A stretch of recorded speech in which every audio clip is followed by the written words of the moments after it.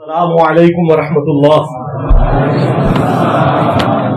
ولا حول ولا قوة الا باللہ حسبنا اللہ ونعم الوکیل یا حی یا قیوم برحمتک استغیث لا الہ الا انت سبحانک انی کنت من الظالمین ربنا آتنا من لدنک رحمہ وهيئ لنا من امرنا رشدا اللهم صل على محمد وعلى آل محمد وأصحاب محمد وأزواج محمد وأمة محمد أجمعين إلى يوم الدين آمين.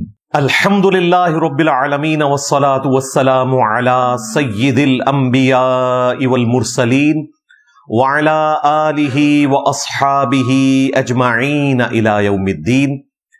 الحمدللہ آج 17 اگست 2025 کو سنڈے کے دن ہمارا یہ پبلک سیشن نمبر 212 ہونے جا رہا ہے. آپ کے یہ ریئل ٹائم کوسچنز پرچیوں کی شکل میں پورا تھدا میرے پاس پہنچ چکا ہے. انشاءاللہ یہ تقریباً کوئی 100 کے قریب پرچیاں ہم کوشش کریں گے کہ کور کریں اینڈ پہ. پہلے کرنٹ افیئر کے طور پر اس وقت ہمارے ملک پاکستان کے اندر چند جو ڈومیننٹ ایشوز ہیں ان میں سے ایک ایشو جو پچھلے ویک سامنے آیا وہ اسلام آباد میں 50 مساجد کو گرانے کا جو گورنمنٹ نے فیصلہ کیا اس کی ایگزیکیوشن کے حوالے سے، اور اس میں بھی جو ایک مسجد ہے وہ گرین بیلٹ کے اوپر آتی ہے، قدیم ایک جامع مسجد تھی پاکستان بننے سے پہلے کی، وہ انہوں نے گرائی ہے. اس کی وجہ سے آپ کو پتہ ہے کہ کافی زیادہ احتجاج ہوا ہے پورے ملک کے اندر، خصوصاً اسلام آباد میں.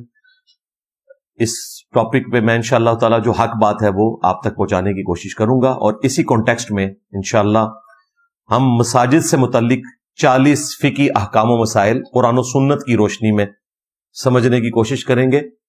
علماء کی آراء کی روشنی میں نہیں بلکہ قرآن و سنت کے روشن دلائل کی روشنی میں انشاءاللہ تعالی. لیکن تفصیل میں جانے سے پہلے میں چھوٹی چھوٹی 3 اناؤنسمنٹس کرنا چاہ رہا ہوں جو اسی ہفتے کے ساتھ جڑی ہوئی ہے. سب سے پہلی اناؤنسمنٹ یہ ہے کہ یہ جو مساجد کی شہادت کا سلسلہ شروع ہوا، اس سے 2-3 دن پہلے ہماری پارلیمنٹ نے 4 ہوٹلز کو اسلام آباد میں شراب کا لائسنس ایشو کیا. لیکن افسوس کی بات ہے کہ چند ایک علماء نے اس کے اوپر بات کی ہے، کسی نے احتجاج نہیں کیا. اس کا مطلب ہے کہ جب ان کی مساجد جو ان کے لیے ایک ذریعہ آمدن بھی ہیں، ہم اس ذریعہ آمدن پہ کرٹیسائز نہیں کرتے، اس پہ جب کوئی حرف آتا ہے تو یہ روڈ پہ نکلتے ہیں. لیکن اتنا بڑا ڈیسیژن پارلیمنٹ میں ہوا، اس پہ اس طریقے سے بالکل آواز نہیں اٹھائی گئی. تو ہم اپنے پلیٹ فارم سے اس چیز کو بالکل کنڈیم کریں گے. اس کی وجہ یہ ہے کہ پاکستان میں جتنے بھی ریلیجن کے ماننے والے لوگ آباد ہیں، خواہ مسلمان ہوں، کرسچنز ہوں، ہندو ہوں، کسی کے دھرم میں، کسی کے دین میں، کسی کے مذہب میں شراب نوشی حلال نہیں ہے. تو یہ لائسنس پھر کن لوگوں کو ایشو کیا جا رہا ہے اور کس لیے کیا جا رہا ہے، یہ میری سمجھ سے تو باہر ہے. اللہ تعالیٰ ہمارے حکمرانوں کو ہدایت دے، پارلیمنٹ میں بیٹھے ہوئے لوگوں کو ہدایت دے. یہ آپس میں اپنے مسائل کے سلسلے میں تو لڑتے جھگڑتے رہتے ہیں، جو عوام کے مسئلے ہیں، جو دین سے متعلقہ چیزیں ہیں، ان پہ یہ صرف نظر کرتے ہیں. دوسری اناؤنسمنٹ کلائمیٹ چینج کے حوالے سے میں اپنے پلیٹ فارم سے بارہا آواز بلند کرتا رہا ہوں، آج بھی کروں گا، مستقبل میں بھی کروں گا کہ پاکستان ہوش کے ناخن لے. پاکستان کا رگڑا نکل چکا ہے. ترقی یافتہ ممالک نے بے دریغ استعمال کیا ہے آئل کا، اور باقی کاربن کے ذریعے انرجی حاصل کرنے کا، اور اس کا نقصان سب سے زیادہ پاکستان کو اٹھانا پڑ رہا ہے کلائمیٹ چینج کی شکل میں. کلائمیٹ چینج جب ہوتا ہے تو پھر ان جگہوں پر بارشیں ہوتی ہیں جہاں پہ اتنی زیادہ بارشیں نہیں ہوتی، اور وہ جگہ ڈیزائن ہی نہیں ہے نیچرلی بارش کو ہینڈل کرنے کے لیے. اس لیے آپ دیکھتے ہیں بلوچستان میں جب زیادہ بارش ہوتی ہے سیلاب آ جاتا ہے. سیلاب تو آئے گا کیونکہ وہ جگہ اس کے لیے ڈیزائن ہی نہیں تھی. اسلام آباد میں جتنی مرضی بارش ہو پانی نکل جاتا ہے, لیکن ضرورت سے زیادہ اگر بارش ہوگی تو وہاں پہ بھی ایک مصیبت کھڑی ہوگی, لیکن عموماً اس لیول کی مصیبت وہاں پہ کھڑی اس لیے نہیں ہوگی کہ وہاں جو ندی نالے ہیں وہ ڈیزائن ہے اس کے لیے, وہ نیچرلی ہزاروں سال سے اس طریقے سے بہہ رہے ہیں. تو یہ کلائمیٹ چینج بہت بڑا عذاب ہے, اللہ تعالیٰ کی طرف سے آزمائش ہے, اور سب سے زیادہ تکلیف پاکستان کو اٹھانی پڑ رہی ہے اور ملکوں کو بھی. لہذا میں اپنے حکمرانوں سے یہ ریکویسٹ کروں گا, ان کی ذمہ داری ہے کہ انٹرنیشنل کمیونٹی کے سامنے بار بار اس چیز کا رونا روئیں اور انہیں کہیں کہ آپ کے گناہوں کی سزا ہم کاٹنے کے لیے تیار نہیں ہیں. جتنا ہمارا یہ اربوں ڈالر کا نقصان ہو رہا ہے یہ آپ نے پورا کرنا ہے. یہ آپ لوگوں کی حرکتوں کی وجہ سے آج ہم یہ ذلت کاٹ رہے ہیں. آپ کو پتا ہے پاکستان میں دنیا کے سب سے زیادہ گلیشیئرز ہیں, 13,000 گلیشیئرز ہیں.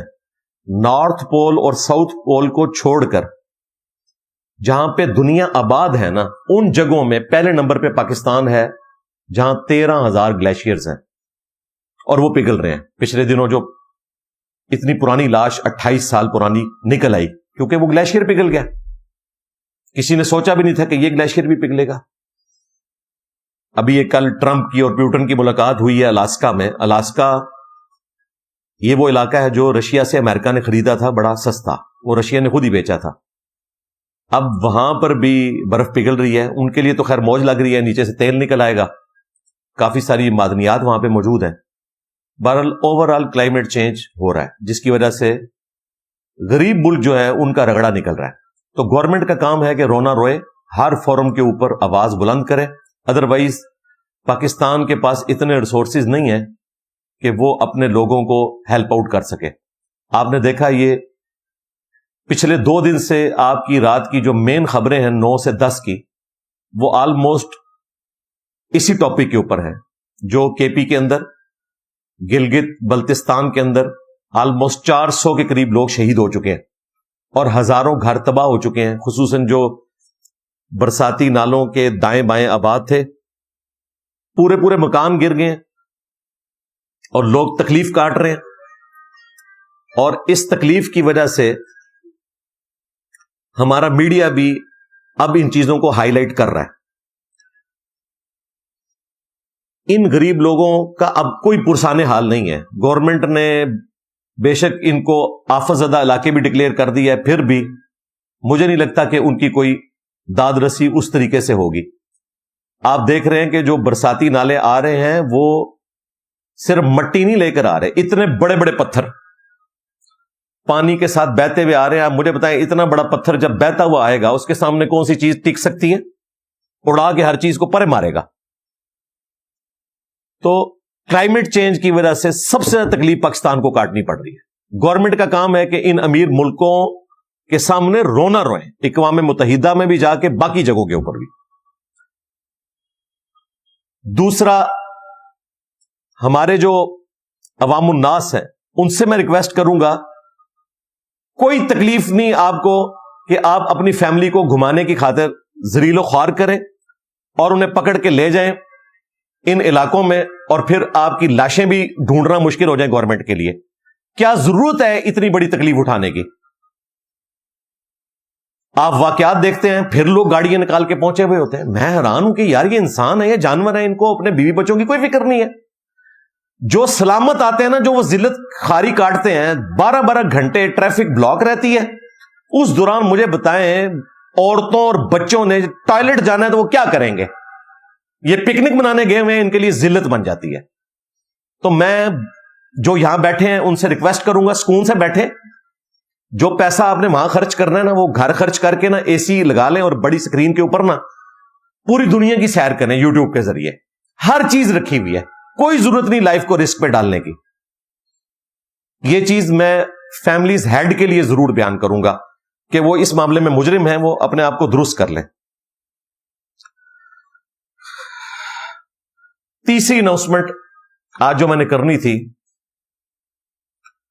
وہ یہ ہے کہ یہ جامع مسجد مدنی کا جب یہ سلسلہ شروع ہوا ہے تو میری کوئی 6 سال پرانی ایک ویڈیو ہے اور ایک کوئی آلموسٹ 4 سال پرانی ویڈیو ہے. لوگوں نے وہ ویڈیو نکال کے اس واقعے کے ساتھ جوڑ کر اپلوڈ کر کے لاکھوں ویوز حاصل کیے اور اس سے کوئی اچھا امیج نہیں کیا. 2 واقعات ایک جیسے ہوں پھر تو آپ ویڈیو اپلوڈ ضرور کریں. یہ میں اپنے اسٹوڈنٹس کے لیے بالخصوص اور باقی لوگوں کے لیے بالعموم کہہ رہا ہوں. جو نجائز مساجد کے اوپر میں نے گفتگو کی ہے ان کو گرانے سے متعلق، اس کا جامعہ مسجد مدنی جو اسلام آباد میں ابھی گرائی گئی اگست 2025 میں، اس سے کوئی تعلق نہیں ہے. تک نہیں بنتا تھا کہ آپ اس کے ساتھ جوڑ کے تو ویڈیو اپلوڈ کرتے. یہ ظلم ہے. ہاں اگر دونوں واقعات ایک جیسے ہوتے پھر الگ بات تھی.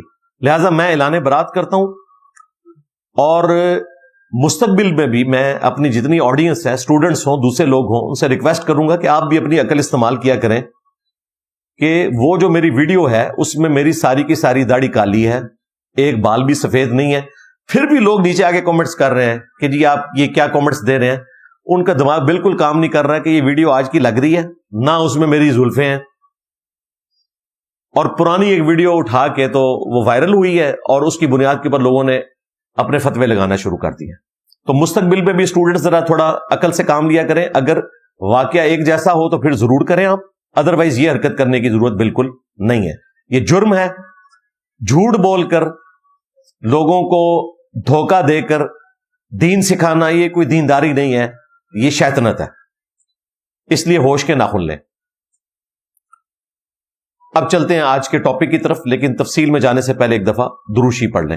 اللہم صلی علی محمد وعلی آل محمد واصحاب محمد وازواج محمد وامت محمد اجمعین الی یوم الدین. اچھا میرے بھائیو، آ جائیں اب اس ٹاپک کی طرف. جامعہ مسجد جو مدنی شہید کی بے دردی کے ساتھ اسلام آباد کی انتظامیہ نے، ہم 100% اس کی مذمت کرتے ہیں. جی بعض لوگوں نے میری پرانی ویڈیو 6 سال کی، ایک 4 سال پرانی ویڈیو اٹھا کے اس کے ساتھ جوڑی. اس کا اس واقعے سے کوئی لینا دینا نہیں تھا. میں آج پہلی دفعہ 17 اگست 2025 کو اس ٹاپک پہ بولنے لگا ہوں. وہ پرانی ویڈیو تھی، وہ جس کانٹیکسٹ میں تھی وہ بالکل درست تھی. اس واقعے کے ساتھ ان ویڈیوز کا کوئی لینا دینا نہیں ہے، اور نہ اس طریقے سے کوئی ہمارا اسٹوڈنٹ پرانی ویڈیوز کو اپلوڈ کیا کرے جبکہ واقعات بالکل ڈیفرنٹ ہیں. انشاءاللہ تعالی اس کانٹیکسٹ میں اس پورے ایشو کو ڈسکس کرنے کے بعد 40 فقہی احکام و مسائل قرآن و سنت کی روشنی میں اسپیسیفکلی جو مساجد کے ساتھ مسائل ریلیٹڈ ہیں وہ ڈسکس کروں گا. اور فقہی احکام و مسائل سے یہ نہ سمجھیے گا کہ علماء کی آراء نہیں. قرآن پاک کی آیات اور صحیح الاسناد احادیث، اس میں سے بھی اکثر بخاری اور مسلم کی احادیث میں انشاءاللہ تعالی ڈسکس کروں گا. جو کرٹیکل مسائل مساجد کے ہمیں روزمرہ زندگی میں سننے کو ملتے ہیں، اس میں صحیح موقف کیا ہے وہ انشاءاللہ میں آپ کے سامنے رکھنے کی کوشش کروں گا انشاءاللہ تعالی. جامعہ مسجد مدنی جو ہے یہ گرین بیلٹ کے اوپر واقع ہے. مری روڈ راولپنڈی سے مری جاتے ہوئے راول ڈیم کے پاس گرین بیلٹ کے اوپر یہ مسجد ہے. اور یہ مسجد اسلام آباد بننے سے پہلے کی ہے. کم از کم اسلام آباد بننے سے 40 سال پرانی یہ مسجد ہے. 1932 میں یہ مسجد بنائی گئی تھی پہلی دفعہ، جب یہ گاؤں ایریا تھے. لہذا پہلی چیز ہی ختم ہوگی. جو لوگ کہہ رہے ہیں کہ گرین بیلٹ میں ناجائز مسجد بنی ہوئی ہے، بھائی یہ مسجد ناجائز نہیں بنی ہوئی، یہ مسجد پہلے کی ہے. آپ نے اسلام آباد لا کے بعد میں بسایا وہاں پر، تو وہ ناجائز کہاں سے ہوئی؟ 1981 میں جب اس وقت کے پریزیڈنٹ تھے جنرل ضیاء الحق، تو وہ مسجدوں کے ساتھ بڑی عقیدت رکھتے تھے اور ان کا بڑا احسان ہے پاکستانی فوج کے اوپر اس کو مذہبی رنگ دینے میں. اگرچہ انہوں نے پاکستان کا بیڑا غرق بھی بہت زیادہ کیا، وہ اپنی جگہ، لیکن جو پازیٹیو چیز ہے ہم اس کی تعریف کرتے ہیں. تو انہوں نے راستے سے گزرتے ہوئے اس مسجد کی ذمہ داری اٹھائی. 1981 میں دوبارہ تعمیر کروا کے اسے محکمہ اوقاف گورنمنٹ کے ایک ادارے کے حوالے کر دیا. وہاں پہ سرکاری امام مسجد ہوتا ہے. یعنی آلموسٹ آپ سمجھ لیں پچھلے 45 سال سے وہاں پہ سرکاری امام مسجد موجود ہے. محکمہ اوقاف کے انڈر وہ مسجد ہے. یہ کون سی ناجائز مسجد ہے جسے 45 سال ہو گئے ہیں؟ اور میں نے آپ کو بتایا یہ پاکستان بننے سے بھی پہلے کی ہے، 1932 کی۔ بیسیکلی اس کے ساتھ جو مدرسہ بنایا گیا نا دیوبندی فرقے کا، چونکہ وہ محکمہ اوقاف کے اندر دیوبندی خطیب صاحب تھے تو انہوں نے ساتھ مدرسہ بھی بنا لیا، وہ ناجائز تھا۔ گورنمنٹ کی اجازت کے بغیر گرین بیلٹ پہ انہوں نے ایک سرکاری ملازم ہونے کی حیثیت سے تھوڑا سا آپ سمجھ لیں ایڈوانٹیج لیا، اور اس کے پیچھے پلی یہ تھی کہ وہاں پہ جتنے ہوٹلز بنے ہوئے ہیں نا انہوں نے اپنی پارکنگ ایریاز جو ہیں وہ بھی گرین بیلٹ میں بنائے ہوئے ہیں ناجائز۔ تو انہوں نے کہا ٹھیک ہے، اگر ہوٹل والوں نے پارکنگز بنائی ہوئی ہیں، کچھ سرکاری دفاتر بھی وہاں پہ گرین بیلٹ پہ موجود ہیں، تو چلے ایک مدرسہ بھی ہم بنا لیتے ہیں اللہ کے لیے۔ تو وہ بالکل ناجائز تھا، وہ انہوں نے بنایا۔ اس مدرسے کو گرانے کے لیے گورنمنٹ نے اپروچ کیا مدرسے والوں کو، مدرسۃ المسلم کے نام سے تھا وہ مدرسہ۔ تو وہاں جو لوگ تھے انہوں نے کہا ٹھیک ہے جی آپ اسے گرا دیں، لیکن اس کے ایکویلنٹ ہمیں کوئی جگہ دیں۔ حالانکہ یہ بھی غلط بات تھی، اس کی وجہ یہ ہے کہ جو چیز خود ہی ناجائز ہے اس کے ایکویلنٹ جگہ مانگنی نہیں چاہیے۔ پھر بھی گورنمنٹ نے بڑے ظرف کا مظاہرہ کیا اور انہیں مارگلا ٹاؤن فیز 2 کے اندر ایک بہت بڑی جگہ کے اوپر 4 کروڑ روپیہ لگا کے 40 ملین ایک باقاعدہ مدرسہ بہت بڑا بنا کر دیا، اور پھر ریٹن فارم میں ان کے حوالے کیا۔ اس مدرسے والوں کی بھی نیکی ہے، انہوں نے کہا کہ آپ ہمیں پیسے نہ دیں، ہمیں مدرسہ بنا کے دیں، ہم آپ سے پیسے نہیں پکڑیں گے۔ اور پھر 8 اور 9 اگست 2025 کی درمیانی رات اس مدرسے کے جو کرتا دھرتا علماء تھے ان کی موجودگی میں باقاعدہ اس مدرسے کو ڈیمولش کیا گیا۔ اس سے پہلے انہیں کہا گیا کہ اگر آپ نے کوئی چیز یہاں سے بھی لے کے جانی ہے تو لے جائے۔ حالانکہ جو مدرسہ بنا ہے اس میں کسی چیز کی ضرورت نہیں تھی، پھر بھی انہوں نے کہا چلے کوئی دروازہ کوئی کھڑکیاں لے کے جانی ہے تو آپ لے جائیں۔ اسے ڈیمولش کیا اور یہ ہیپی اینڈنگ ہو گئی۔ بالکل اس مدرسے کے ساتھ ایک مسجد تھی، اس کی بلڈنگ اس کے ساتھ جڑی بھی ضرور ہے لیکن وہ الگ سے دیوار تھی۔ اور حیران کن بات بتاؤں، اس مدرسے کے جو بچے ہیں وہ اس مسجد میں نماز نہیں پڑھتے تھے، وہ چھوٹے بچے تھے، وہ مدرسے کے اندر ہی نماز پڑھتے تھے، لہذا اس مسجد کا اس مدرسے کے ساتھ کوئی تعلق نہیں تھا سوائے اس کے کہ وہ اکٹھے تھے۔ اس کے نمازی الگ، یہ نماز مدرسے کے اندر ہی پڑھتے تھے، وہ گورنمنٹ کے اندر، یہ فرقہ دیوبند کے اندر مدرسہ جو تھا۔ ان کے کام کھڑے ہو گئے کہ ایسا نہ ہو کہ کہیں یہ مدرسے کی آڑ میں مسجد بھی نہ گرا دیں، تو انہوں نے اس موقع پر انتظامیہ کو بار بار یہ چیز کہی کہ یہ مدرسہ ہم گرانے آپ کو دے رہے ہیں، ایسا نہ ہو کہ آپ مسجد گرا دیں۔ تو انہوں نے کہا نہیں مسجد ہم نے کیوں گرانی ہے، وہ تو 1932 کی مسجد ہے۔ حالانکہ وہ بدنیتی پہ مبنی ان کا بیان تھا، ارادہ وہ کر چکے تھے۔ اس کی ریزن میں آپ کو بتاتا ہوں کیا تھی، وہ بعد میں بتاتا ہوں کہ یہ مسجد کیوں گرانا چاہتے ہیں وہ، یا اور بھی مساجد جو ہیں۔ وہی ہوا کہ 8 اور 9 کی درمیانی رات مدرسہ گرایا، اور اگلی رات انہوں نے 9 اور 10 اگست 2025 کی رات مسجد بھی ڈیمالش کر کے راتوں رات وہاں پہ پودے بھی لگا دیے تاکہ پتہ چلے کوئی مسجد ہی نہیں تھی یہاں پہ۔ پھر ظاہر ہے کہ پورے ملک کے اندر آگ لگ گئی، لوگ احتجاج کرتے ہوئے باہر نکلے۔ ابھی آپ نے دیکھا 15 اگست 2025 کے جمعے میں کتنی بڑی گیدرنگ تھی، وہاں پہ سنگ بنیاد بھی رکھ دیا گیا۔ گورنمنٹ نے یہ پلی لی کہ یہ مسجد جو ہے وہ گرین بیلٹ پہ بنی ہوئی ہے، ناجائز ہے، اور دوسرا یہ مسجد تو سرکاری مسجد ہے، چونکہ سرکاری مسجد ہے تو سرکار جب چاہے کوئی مسجد بنائے اور گرا دے، محکمہ اوقاف کے انڈر آتی ہے، یہ انہوں نے پلی لی۔ اب اس ریزن کی طرف آئیں کہ وہ ریزن کیا تھی۔ ریزن یہ ہے کہ وی آئی پی جو موومنٹ ہوتی ہے سیکورٹی ایشوز کی وجہ سے، آپ کو پتا ہے جب انہوں نے پی ایس ایل کروایا اس وقت لاہور کے اس اسٹیڈیم کے ارد گرد ساری مسجدیں وقتی طور پہ انہوں نے بند کی، مدارس کو بھی۔ ظاہر ہے پاکستان ایک سیکورٹی اسٹیٹ ہے، اور آپ کو پتا ہے کہ مسجدیں اور مدرسے ہی اماجگاہ بنتے ہیں اس قسم کے دہشت گردوں کے لیے، ایک سپورٹ بنتے ہیں، آفیشیلی نہیں، ان آفیشیلی۔ آفیشیلی تو شاید کوئی اکا دکا مدرسے اب رہ گئے ہوں، لیکن پلی تو لیتے ہیں. تو وہ وی آئی پی موومنٹ کی وجہ سے یہ مسجدیں گرانا چاہتے ہیں, کیونکہ باہر سے جب لوگ آتے ہیں تو وہ اپنے خدشے کا اظہار کرتے ہیں. حالانکہ اس مسجد کو گرانے سے کوئی خدشہ ٹال نہیں جائے گا. وہ کسی ہوٹل کی جو پارکنگ ناجائز ایریا میں بنی ہوئی ہے, کوئی سرکاری بلڈنگ, اس میں بھی کوئی خودکش حملہ آور چھپا ہو سکتا ہے, کسی پیٹرول پمپ پہ بھی ہو سکتا ہے. جو حملے کے لیے ہے وہ تو اپنی جان ہتھیلی پہ رکھ کے ہے, وہ تو کہیں سے بھی حملہ کر سکتا ہے. تو یہ پیچھے ریزن تھی. لیکن انہوں نے یہ سارا کام کیا 2 نمبری کے ذریعے. بہتر تھا علماء کے ساتھ بیٹھ کے مشورہ کرتے ہیں کہ جی ہم مسجد کو اس طرح شفٹ کرنا چاہتے ہیں, تو شاید کوئی راستہ نکل آتا. لیکن عہد کر کے ریاست نے عہد کو توڑا, اور اگر ریاستیں عہد توڑیں گی تو رٹ آف دی گورنمنٹ کبھی بھی اسٹیبلش نہیں ہو سکتی. آپ عوام الناس کو کس طرح آئین کی پاسداری کا کہہ سکتے ہیں اگر آپ گورنمنٹ میں بیٹھ کے عہد کر کے توڑ دیں.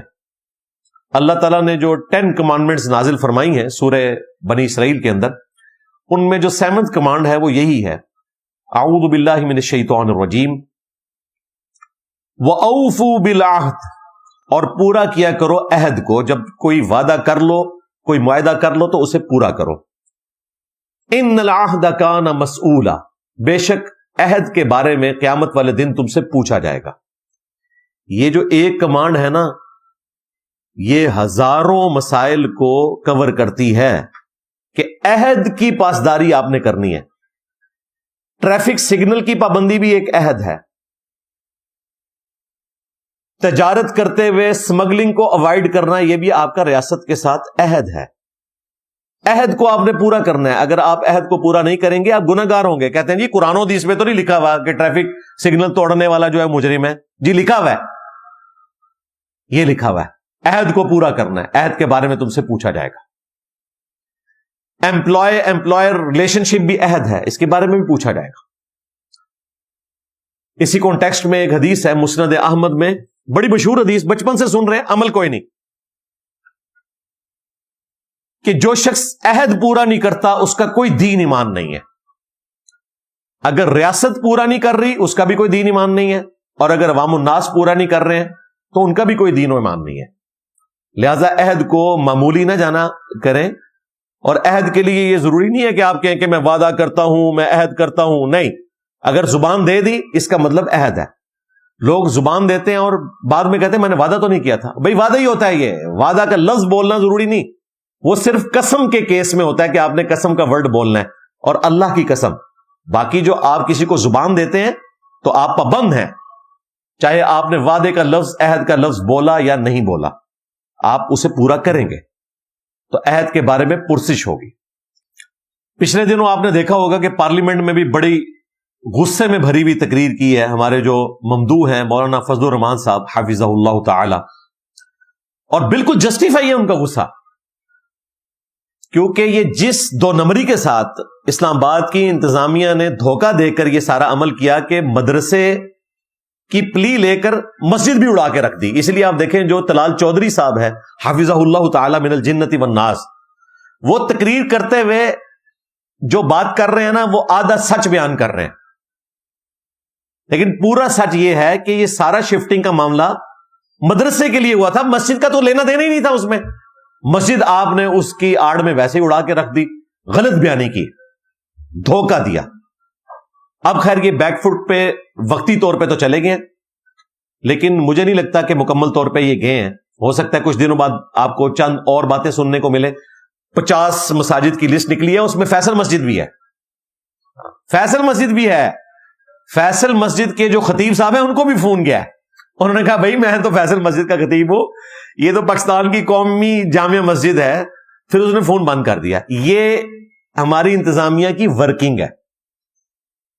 ہمارے ایک صحافی دوست ہیں, کچھ عرصہ پہلے ہی ان سے اچھا تعلق بنا, عمار خان یاسر حفظہ اللہ تعالی, وہ لمحہ بہ لمحہ اس حوالے سے اپڈیٹ کر رہے ہیں یوٹیوب کے اوپر. اور جو پرسوں جمعہ ہوا 15 اگست 2025, تو وہ سارا جمعہ بھی انہوں نے اس میں اپنی ویڈیو میں کور کیا, اس جگہ پہ جو اتنے عوام الناس اکٹھے ہوئے ماشاء اللہ تعالی. میں مولانا فضل الرحمان صاحب سے ریکویسٹ کروں گا کہ جتنا آپ نے شور شرابہ کیا ہے نا اس مسجد کے مسئلے پہ، ہم آپ کے ساتھ ہیں. اس سے زیادہ شور شرابہ پارلیمنٹ میں جو شراب کے لیے لائسنس 4 ہوٹلوں کو اسلام آباد میں دیا گیا نا، یہ آپ کا یہ بھی آنا چاہیے. اس سے بڑا احتجاج اس کے لیے بھی ہونا چاہیے، کیونکہ وہ اس سے بڑا ایشو ہے. باقی سی ڈی اے جو کیپٹل ڈیولپمنٹ اتھارٹی ہے اور ان کے جو کرتا دھرتا ہے اور جو وفاقی وزیر ہیں محسن نقوی صاحب حافظہ اللہ تعالی من الجنت والناس، اور ان کے ساتھ جو وزیر مملکت ہیں طلال چودھری صاحب. ایک وفاقی وزیر ہوتا ہے، ایک وفاقی وزیر مملکت ہوتا ہے، یہ 2 الگ الگ جے. وہ طلال چودھری صاحب ہیں. تو میں ان دونوں سے ریکویسٹ کروں گا کہ آپ خام خواہ، پاکستان پہلے کے ہی ایک مسائل میں گھرا ہوا ہے، تو یہ ایک مسئلہ آپ سیکیورٹی کے نام کے اوپر کھڑا کر کے مصیبت کھڑی نہ کریں اپنے لیے بھی اور پاکستان کے عوام کے لیے بھی. دوسری طرف آپ دیکھیں ہمارے بڑوں کا اپنا کیا حال ہے. 2019 کے اندر آپ کو پتا ہے اس وقت ایک چیف جسٹس صاحب تھے، انہوں نے اس وقت باقاعدہ طور پر ان بلڈنگز کو جو سرکاری طور پر غلط تھی جرمانہ لے کر لیجیٹمائز کر دیا، جس میں ہمارے جو ایک ممدوح پرائم منسٹر ایکس، ان کا جو بنی گالا میں مکان تھا 300 کنال کا، وہ لیجیٹمائز کیا جرمانہ لے کر. دیکھیں اشرافیہ کے لیے اور قانون ہے اور عوام الناس کے لیے اور ہے. اب افسوس کی بات ہے کہ وہ جس کا مکان لیگلائز کیا وہ ہمیں یہ حدیث سنایا کرتا تھا کنٹینر کے اوپر، اور خود اس نے اپنے ساتھ یہ کروایا. پھر ایک بہت بڑی بلڈنگ تھی بلو ایریا میں، اس میں تمام پولیٹیکل جماعتوں کے اپارٹمنٹس تھے. آپ حیران ہوں گے، People's Party, Noon League, P T I, Jamaat Islami, غیر قانونی بلڈنگ، اس کو انہوں نے لیگل کر دیا جرمانہ لے کر، نہیں گرائی. اشرافیہ کے لیے اور قانون ہے ان کا، عوام الناس کے لیے اور قانون ہے. تو بھائی اگر قانون ایک بنانا ہے آپ نے تو پھر ٹھیک ہے، جو مسجدیں بقول آپ کے ناجائز بنی ہوئی ہیں تو ان کا بھی جرمانہ لے کر ان بلڈنگز کو بھی آپ لیگلائز کر دیں. ورنہ یہ 2 نمبری اگر آپ کریں گے تو پھر عوام میں آپ کے خلاف غصہ آئے گا. صحیح بخاری اور صحیح مسلم دونوں میں حدیث ہے، ایک فاطمہ نامی عورت کی چوری کا مقدمہ رسول اللہ کی خدمت میں پیش ہوا صلی اللہ علیہ وآلہ وسلم، اور پھر ساتھ سفارش بھی آئی اسامہ بن زید کی. آپ جلال میں آئے، مسجد میں ممبر لگوایا اسپیشلی اس ٹاپک کو ایڈریس کرنے کے لیے. آپ نے فرمایا تم سے اگلے لوگ صرف اسی لیے تباہ و برباد ہو گئے کہ ان کے اشرافیہ کے لیے اور قوانین ہوتے تھے، عوام الناس کے لیے اور. اللہ کی قسم اگر میری بیٹی فاطمہ بھی چوری کرتی تو میں اس کے بھی ہاتھ کٹوا دیتا. مجھے اللہ تعالی کے حقوق کے معاملے میں تم سفارش کر رہے ہو؟ یہ نبی اسلام کی تعلیمات تھی. اور فاطمہ کون؟ جو جنتی عورتوں کی سردار ہیں، صحیح بخاری صحیح مسلم میں آیا. ان کو فرنٹ پہ رکھ کے باقی امت کو نبی اسلام نے میسج دیا. یہاں پہ لوگوں نے معاملے کو ہلکا سمجھا ہوا ہے. اور دوسری طرف جو ناجائز جگہوں پر مساجد بناتے ہیں، مدرسے بناتے ہیں، یا قبضہ کر کے لوگوں کی زمینوں کے اوپر اپنا مکان بنا لیتے ہیں، یا کرایہ دار کی حیثیت سے گھستے ہیں کسی مکان کے اندر اور پھر اس پہ قبضہ کر لیتے ہیں، لوگوں کی زمینوں کو ہتھیا لیتے ہیں، انہیں بھی ڈرنا چاہیے. بخاری اور مسلم دونوں میں حدیث ہے. اللہ کے محبوب صلی اللہ علیہ وآلہ وسلم نے فرمایا کہ جس نے دنیا میں کسی کی ایک بالشت زمین، ایک بالشت فٹ بھی نہیں بنتا، 9 انچ، یہ دبا لی تو 7 زمینوں کا توق اس کے گلے میں ڈالا جائے گا قیامت والے دن. اتنی وزنی چیز صرف ایک بالش زمین دبانے کے اوپر. یہاں لوگوں نے ہلکا سمجھا ہوا ہے اس کو. چاہے وہ آپ نے اللہ کے نام کے اوپر مدرسہ مسجد بنانے کے لیے دبائی، چاہے آپ نے ذاتی استعمال کے لیے دبائی، وہی سب کے لیے برابر ہے. یہ ذہن میں رکھیے گا. یہ نہ ہو کوئی یہ سمجھے کہ جی مسجد کے لیے آپ ناجائز زمین جو ہے وہ ہتھیا سکتے ہیں. اس پہ اجماع امت ہے. کہ جو نجائز جگہ پہ بنی ہوئی مسجد ہے وہ مسجد اسٹیبلش نہیں ہوگی. جب چاہیں آپ اس مسجد کو گرا سکتے ہیں، بلکہ گرانا واجب ہے. حنفی تو اس میں ایک ہاتھ آگے ہیں، وہ تو کہتے ہیں وہاں پہ نماز بھی نہیں ہوتی. ہمارے نزدیک نماز والا کوئی مسئلہ نہیں ہے. نماز تو دنیا میں ہر جگہ ہو جاتی ہے، سوائے چند ایک جگہوں کے میں آج مسائل بتا دوں گا. نماز ہو جائے گی، لیکن اس مسجد کو گرانا واجب ہے. نماز تو پوری دنیا میں آپ جہاں پاکیزہ جگہ آپ پڑھ سکتے ہیں. بخاری مسلم میں حدیث ہے، مجھے اللہ تعالیٰ نے 5 ایسی خصوصیات دی ہیں جو کسی اور پیغمبر کو نہیں ملی. ان میں پہلی خصوصیت یہ ہے کہ یہ سارا کرۂ ارض میرے لیے مسجد بنا دیا گیا ہے. میرے امتی جہاں چاہیں نماز ادا کر سکتے ہیں، بشرطے کہ وہ جگہ پاک ہونی چاہیے. یہ اس کے لیے شرط ہے. باقی یہ جو مسجد کسی جگہ سے شفٹ کرنی پڑ جائے، تو حنفی تو کلیم کرتے ہیں کہ جی جو مسجد ایک دفعہ بن گئی اب وہ قیامت تک کے لیے مسجد ہے. جائز مسجد کی بات ہو رہی ہے، ناجائز کو تو وہ بھی مانتے ہیں کہ آپ اس کو توڑ سکتے ہیں. وہ کہتے ہیں جو جائز مسجد بنی تھی اب وہ قیامت تک کے لیے مسجد ہے، وہاں کوئی اور چیز نہیں بن سکتی. ان سے پوچھے دلیل کیا ہے؟ نہ ان کے پاس کوئی آیت ہے نہ کوئی حدیث ہے. یہ ان کے علماء کے فتاوی جات ہیں. اور جس ملک سے دین نکلا ہے حرمین، وہاں پہ سینکڑوں مساجد شفٹ ہو چکی ہیں. اگر انہوں نے کوئی موٹر وے بنانی ہے، بیچ میں مسجد آئی ہے، ختم، شفٹ کر دیتے ہیں. یہ مسجدیں مجھے بتائیں کس لیے ہیں؟ جہاں پہ لوگ نماز پڑھیں. اگر مسجد ایسی جگہ پہ جہاں سے آپ نے آبادی ختم کرنی ہے تو مسجد کو ختم کرنا ہوگا، یا عوام الناس کی بہتری کے لیے وہاں سے بڑی روڈ گزارنی ہے تو آپ مسجد کو ختم کر کے مسجد کو دوسری جگہ شفٹ کریں گے. مسجد انسانوں کے لیے بنائی گئی ہے، انسان مسجدوں کے لیے نہیں بنائے گئے. لہذا ہمارے نزدیک اگر کوئی جائز مسجد بھی گورنمنٹ سمجھتی ہے سیکیورٹی ریزنز کی وجہ سے یا کسی سڑک کی توسیع کی خاطر، اسے ختم کر کے دوسری جگہ پہ شفٹ کریں تو یہ بالکل جائز ہے. اس کے خلاف ہمیں کوئی دلیل نہیں ملتی. تو یہ ہمارے سب کانٹیننٹ کے جو حنفی اسکول آف تھاٹ کے علماء ہیں ان کے اتنے سخت قسم کے فتاوی جات ہیں. قرآن و سنت میں ایسی کوئی چیز نہیں ہے. اور جب کوئی مسئلہ اجتہاد کے اوپر ہوتا ہے قرآن و سنت کے دلائل کی روشنی میں، تو وہاں پہ آپ مختلف رائے رکھ سکتے ہیں. سنن نسائی کے اندر حدیث موجود ہے، المصنف ابن ابی شیبہ میں موجود ہے. حضرت عمر نے رضی اللہ تعالیٰ عنہ قاضی شریح جو کوفہ کے چیف جسٹس تھے ان کو خط لکھا، اور اس میں انہوں نے انہیں فرمایا کہ جب بھی کوئی مسئلہ تمہیں درپیش ہو تو سب سے پہلے اللہ کی کتاب میں تلاش کرنا. اگر اللہ کی کتاب میں نہ پاؤ تو پھر سنت میں تلاش کرنا، سنت میں بھی نہ پاؤ پھر امت کے اجماع میں دیکھنا، اور اگر اجماع میں بھی نہ پاؤ پھر اجتہاد کر لینا.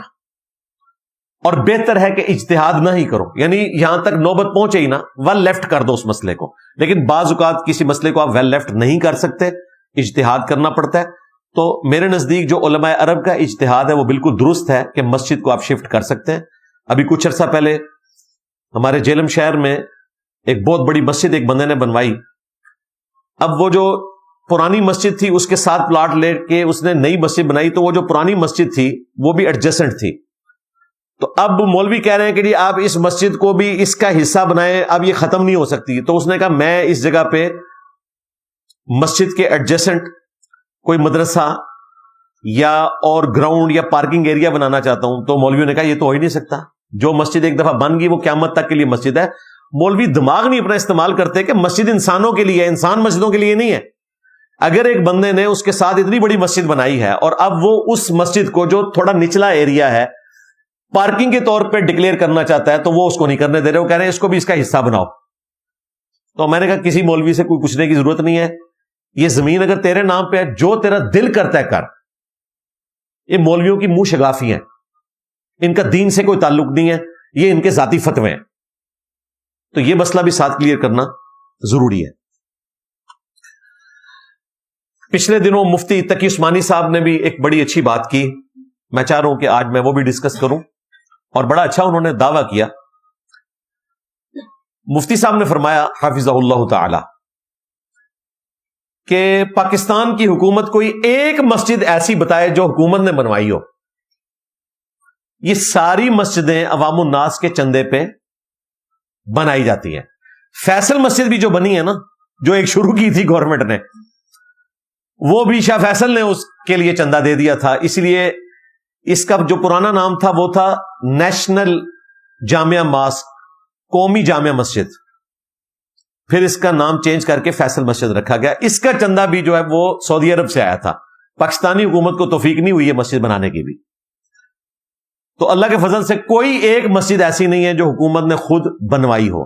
باقی جو آپ کو کینٹ ایریا میں فوج کی مساجد نظر آتی ہیں، ظاہر ہے وہ فوج کے بجٹ میں سے بن رہی ہوتی ہیں، حکومت نہیں بنوا رہی ہوتی ہے، اور وہ بجٹ بھی ظاہر ہے ہماری ٹیکسز سے پے ہوتا ہے، وہ ایک الگ چیز ہے. اسی طریقے سے ہاؤسنگ کالونیز کے اندر وہ ایک معاملہ علیحدہ ہے. باقی یہ حقیقت ہے پورے ملک میں جتنی بھی مسجدیں ہیں یہ سب کی سب مسجدیں عوام الناس کے چندے پہ بنتی ہیں. لہذا حکومت کا کام نہیں ہے کہ وہ عوام الناس کو، مسجد کمیٹی کو، علماء کو انوالو کیے بغیر اس قسم کے ڈیسیژن کرنا شروع کر دے. اور اسلام آباد میں تو مسجدیں 100% عوام الناس کے چندے پہ بنتی ہیں اور بڑی محنت سے بنتی ہیں. میں نے آپ کو پہلے بھی کئی دفعہ بتایا ہے کہ سیکٹر ابھی لانچ ہوتا ہے، دور دراز تک آپ کو کوئی مکان نظر نہیں آتا. ایک اللہ کا درویش بندہ اٹھتا ہے، ایک بٹکا خریدتا ہے، ایک چھوٹی سی چٹائی لیتا ہے اور واقفیت سے CDA کے ذریعے نکلوا لیتا ہے کہ یہاں پہ جو مسجد بننے والی ہے نقشے میں وہ کہاں ہے، اور لا کے مٹکا وہاں رکھتا ہے. اور لوگ راستے میں چلتے ہوئے اس پہ رش کر رہے ہوتے ہیں کہ یار اللہ کا نیک بندہ دیکھیں اللہ کے لیے یہاں بیٹھا ہے. وہ اللہ کے لیے کم بیٹھا ہے، اپنے لیے زیادہ بیٹھا ہے، کیونکہ وہاں سے اس نے اپنی انویسٹمنٹ کا آغاز کرنا ہے. اور چند سالوں میں ملٹی سٹوری بلڈنگ بننی ہے، اور وہ جو سائیکل پہ آیا ہوا بندہ ہے نا، اس کے نیچے آپ کو گاڑی نظر آنی ہے. تنخواہ اس کی ہوگی 30,000 اور خرچہ روز کا 30,000 کا ہوگا. اللہ کا فضل یعنی چندے. G13 آفس سے واپسی پہ میں بسا اوقات وہاں نماز پڑھنے کا موقع ملتا ہے. یہ میں بات کر رہا ہوں آپ کو 2004-05 کی. تو چھوٹی سی ایک مسجد اسی طرح کی چٹائی والی، حسین ابن علی رضی اللہ تعالیٰ عنہ وعلیہم السلام، دیوبند کی مسجد تھی. آج آپ ذرا G13 میں جائیں تو وہ 4 سٹوری بلڈنگ، اتنا بڑا مدرسہ بن چکا ہوا ہے. اللہ کا فضل ہے، اچھی بات ہے. اس کی جو پازیٹو چیز ہے وہ اپنی جگہ، لیکن اس میں جو نیگیٹو چیزیں جڑی ہوئی ہیں کہ یہ آپ کا سورس آف انکم مان جاتا ہے، اور سبسسٹنس لیول کے اوپر نہیں، بڑے لیول کے اوپر. وہ غلط ہے. سبسسٹنس لیول پہ ہو تو جائز ہے. اور صرف دیوبند نہیں، G11 مرکز میں آپ کو جو سب سے بڑی مسجد نظر آ رہی ہے نا، جو دعوت اسلامی کے پاس ہے، باپا جانی کے پاس، یہ 1999 میں لڑ جھگڑ کے انہوں نے مسجد پہ قبضہ کیا تھا. کئی لوگوں کے سر پھٹے تھے. اس وقت ہم بھی دعوت اسلامی میں تھے، اور میں انجینئرنگ یونیورسٹی میں 3rd ایئر میں پڑھتا تھا. تو ہمیں سننے کو صرف ملا تھا کہ جی مرکز ہمیں اسلام آباد میں مل گیا اور وہاں پہ کئی اسلامی بھائیوں کے سر پھٹے ہیں. وہ تو بعد میں پتہ چلا یہ سر کیوں پھٹتے ہیں. کافر نہیں پھاڑتے، جو بندی بریلوی آپس میں لڑتے ہیں کہ ہم نے مسجد لینی ہے. وہ مسجد کوئی اللہ کی رضا کی خاطر نہیں لے رہے ہوتے، وہ اڈے ہوتے ہیں کمائی کے، اور ایسی کمائی جو ختم ہی نہیں ہونی. اللہ برکت دے جی، ہماری دعائیں آپ کے ساتھ ہیں. اسی طریقے سے G11 میں آپ کو ایک گول مسجد نظر آئے گی، جامعہ مسجد امام ترمذی کے نام سے. اس میں میں نے 2008 میں نماز پڑھی ہے. احسان الہی ظہیر صاحب کے جو بڑے بھائی تھے، فضل الہی ظہیر صاحب، وہ درس دیا کرتے تھے. چھوٹا سا کمرہ تھا، آج اتنی بڑی مسجد بن چکی ہوئی ہے. I-10 جہاں میں کئی سال رہا، وہاں گرین بیلٹ کے اوپر اہل حدیث کی بہت بڑی مسجد ہے، دارالاسلام، اور لیگل ہے. حیران کن بات، یہ کہتے ہیں نا کہ گرین بیلٹ کے اوپر لیگل مسجدیں نہیں ہیں، انہوں نے لیگل کی ہے. وہ کیوں کی وہ بھی سن لیں. اس پورے سیکٹر میں اہل حدیث کو ایک مسجد بھی نہیں ملی تھی، تو انہوں نے زبردستی گرین بیلٹ کے اوپر مسجد بنا لی چھوٹی سی. گورنمنٹ کے پاس پلاٹ نہیں تھا، پھر الٹیمیٹلی گورنمنٹ نے اجازت دیا، بہت بڑی مسجد بن چکی ہے. انہوں نے طے کیا ہوا ہے کہ ہم نے اتنے % مسجدیں دیوبندیوں کو دینی، زیادہ دیوبندیوں کو دیتے ہیں. اس کے بعد بریلوی، اہل حدیث تو بےچارے کسی کھاتے میں نہیں، اور شیعہ تو بالکل آخری نمبر پہ آتے ہیں. ان کو کوئی ایک آدھ کوئی پلاٹ کہیں بچ جائے تو ان کو دے دیتے ہیں، اور وہ بھی اپنی مسجد بنا لیتے ہیں. اچھا، شیعہ کی بھی جو مسجد ہے وہ اسے مسجد ہی کہتے ہیں، وہ امام بارگاہ نہیں ہوتی، یہ ذہن میں رکھیے گا. مسجد و امام بارگاہ لکھا ہوتا ہے. امام بارگاہ مسجد کے اندر ایک پورشن ہے، جس طرح بریلویوں کی مسجد کے اندر ایک پورشن ہوتا ہے نا مزار والا، اس طرح یہاں بھی انہوں نے وہ اپنے جو تابوت بنا کے اور وہ پتہ نہیں عجیب و غریب قسم کی چیزیں وہ لادہ سے رکھی ہوتی ہیں، وہ مسجد نہیں ہوتی، وہ امام بارگاہ ہوتی ہے. اس لیے باہر انہوں نے بھی لکھا ہوتا ہے مسجد و امام بارگاہ، کیونکہ اہل سنت کو عموماً نہیں پتا، وہ سمجھتے ہیں کہ شیعہ اپنی مسجدوں کو امام بارگاہ کہتے ہیں. نہیں، وہ بھی مسجد ہی کہتے ہیں، وہ مسجد و امام بارگاہ ہوتی ہے، اور بات صرف امام بارگاہ ہوتی ہے. اس وجہ سے لوگ کنفیوژن کا شکار ہو جاتے ہیں. یہ میں نے آپ کو ایک علمی پوائنٹ بتا دیا، آپ کے علم میں اضافہ ہو جائے گا انشاءاللہ تعالی. تو مساجد کے لیے وہاں پہ اسی طریقے سے جنگ و جدال جاری رہتا ہے. اسلام آباد میں تو بہت زیادہ ہوتا ہے، اور بسا اوقات اکوموڈیٹ کرنے کے لیے ان کو گرین بیلٹ کے اوپر بھی اجازت زبانی دینی پڑ جاتی ہے. اسی وجہ سے مسجدیں آپ کو ناجائز جگہ پہ بنی ہوئی نظر آئیں گی، اور اس میں گورنمنٹ کا بھی قصور ہے. اتنی بڑی آبادی 2 کلومیٹر بائی 2 کلومیٹر کے ایک سیکٹر میں انہوں نے مین جو مارکیٹ ہے اس میں ایک مسجد دی ہوئی ہے، اور جو سب سیکٹرز ہیں ان میں ایک ایک مسجد. آبادی تو اتنی زیادہ ہے. پھر لوگ کیا کرتے ہیں کہ کوئی برساتی نالا گزر رہا ہے، اس کے ارد گرد کوئی جگہ خالی ہے جو مکان تو نہیں بن سکتا، اس پہ وہ پہلے کیاری لگاتے ہیں، پھر لا کے کوئی چھوٹی سی چٹائی ایک مٹکا، اور پھر کرتے کرتے وہ مسجد بن جاتی ہے. اور یوں لوگ اپنی مدد آپ کے تحت مساجد بناتے ہیں. تو گورنمنٹ کا کام ہے خود جگہ دے. اللہ کرے کہ ہماری حکومت اتنی امیر ہو کہ ملیشیا، انڈونیشیا اور سعودی عرب کی طرح گورنمنٹ لیول کے اوپر مسجد کا انتظام چلایا جا سکے. پاکستان میں تو بالکل یہ رسک نہیں لیا جا سکتا. ادروائز مسجد کے ایک دن کا بجلی کا بل ہماری حکومت نہیں دے سکتی جتنی مسجدیں ہیں پاکستان میں. اپنی مدد آپ کے تحت عوام الناس چندے کے ذریعے اس کو چلا رہے ہیں. یہ اسی طریقے سے چلے تو بہتر ہے، جب تک کہ ہماری اکانومی کوئی مضبوط نہیں ہوتی. مسجدوں کا ذکر آیا تو میں آپ کو حیران کن بات بتاؤں کہ دنیا میں سب سے زیادہ جو مساجد ہیں وہ انڈونیشیا کے اندر ہیں، جو آبادی کے اعتبار سے کسی زمانے میں سب سے بڑا اسلامی کنٹری تھا، لیکن الحمدللہ پاکستان نے اس کو کراس کر دیا ہے. پاکستان تو 2050 تک امریکہ کو بھی کراس کرنے والا ہے انشاءاللہ. کہہ دو نا انشاءاللہ. تو انڈونیشیا اب دوسرے نمبر پہ آ گیا، لیکن مساجد میں دنیا میں پہلے نمبر پہ ہے. 8 لاکھ مسجدیں ہیں انڈونیشیا میں، کیونکہ وہاں لوگ نماز پڑھتے ہیں. ٹریفک بلاک ہو جاتی ہے نماز کے اوقات میں، تو اب گورنمنٹ نے موبائل مسجدیں وہاں پہ انٹروڈیوس کروائی ہیں کہ جہاں پہ بلڈنگز ہیں، آفیسز ہیں، قریب مسجد نہیں، لوگ ڈرائیو کر کے دور جاتے ہیں، اس کی وجہ سے پارکنگ کا بھی ایشو بن جاتا ہے اور ٹریفک میں بھی رش ہوتا ہے. تو انہوں نے موبائل بڑے بڑے کنٹینر رکھے ہوئے ہیں، وہ لا کے بلڈنگ کے باہر کھڑا کرتے ہیں، لوگ بلڈنگ سے اتر کے اس میں نماز پڑھتے ہیں. وہاں یہ کنسیپٹ نہیں ہے کہ آپ نماز پڑھے بغیر بھی مسلمان ہو سکتے ہیں. انڈونیشیا کی بات کر رہا ہوں. دوسرے نمبر پہ ہمارا جو پڑوسی ملک ہے انڈیا، یہ دنیا میں مساجد کے اعتبار سے دوسرا بڑا ملک ہے. 4 لاکھ مساجد ہیں. تیسرے نمبر کے اوپر بنگلہ دیش ہے 3.5 لاکھ، اور چوتھے نمبر پہ پاکستان ہے 3 لاکھ مساجد. یہ 4 سب سے زیادہ مساجد والے ملک ہیں. ترکی، ایران، سعودی عرب، مصر، ان کا نمبر بعد میں آتا ہے. ٹاپ کے 4 ملک یہی ہیں. تو یہ میں نے آپ کو ایک انفارمیشن کے طور پہ ساتھ بات کر دی. اینڈ پہ میں پرائم منسٹر اور چیف جسٹس اور آرمی چیف سب سے ریکویسٹ کروں گا کہ اس معاملے کو دقت نظر سے دیکھیں اور اس ایشو کو ریزالو کریں، اور جو باقی آپ نے کیو میں لگائی ہوئی ہے مساجد اس کو بھی دیکھیں کہ یہ کس طرف لے کر جا رہے ہیں معاملے کو، بجائے اس کے کہ دنگا فساد ہو. اس معاملے کو خوش اسلوبی سے حل کرنے کی کوشش کریں. صحیح بخاری اور صحیح مسلم دونوں میں حدیث ہے، اللہ کے محبوب صلی اللہ علیہ وآلہ وسلم نے فرمایا تم میں سے ہر شخص نگہبان ہے اور اس سے اس کی رعیت کے بارے میں پوچھا جائے گا. پھر آپ صلی اللہ علیہ وآلہ وسلم نے فرمایا کہ ایک حاکم اپنی رعایا کے اوپر نگہبان ہے، اس سے اس کے بارے میں پوچھا جائے گا. ایک مرد اپنی بیوی اور بچوں کے اوپر حاکم ہے، اس سے اس کے بارے میں قیامت والے دن پوچھا جائے گا. اور ایک بیوی اپنے خامند کے مال اور اولاد کے اوپر حاکم ہے، قیامت والے دن اس سے متعلق پوچھا جائے گا. ایک اور حدیث ہے صحیح بخاری اور صحیح مسلم میں، اللہ کے محبوب صلی اللہ علیہ وآلہ وسلم نے فرمایا کہ بدترین گڈریا اگر کوئی ہو سکتا ہے نا تو وہ کسی قوم کا حکمران ہو سکتا ہے.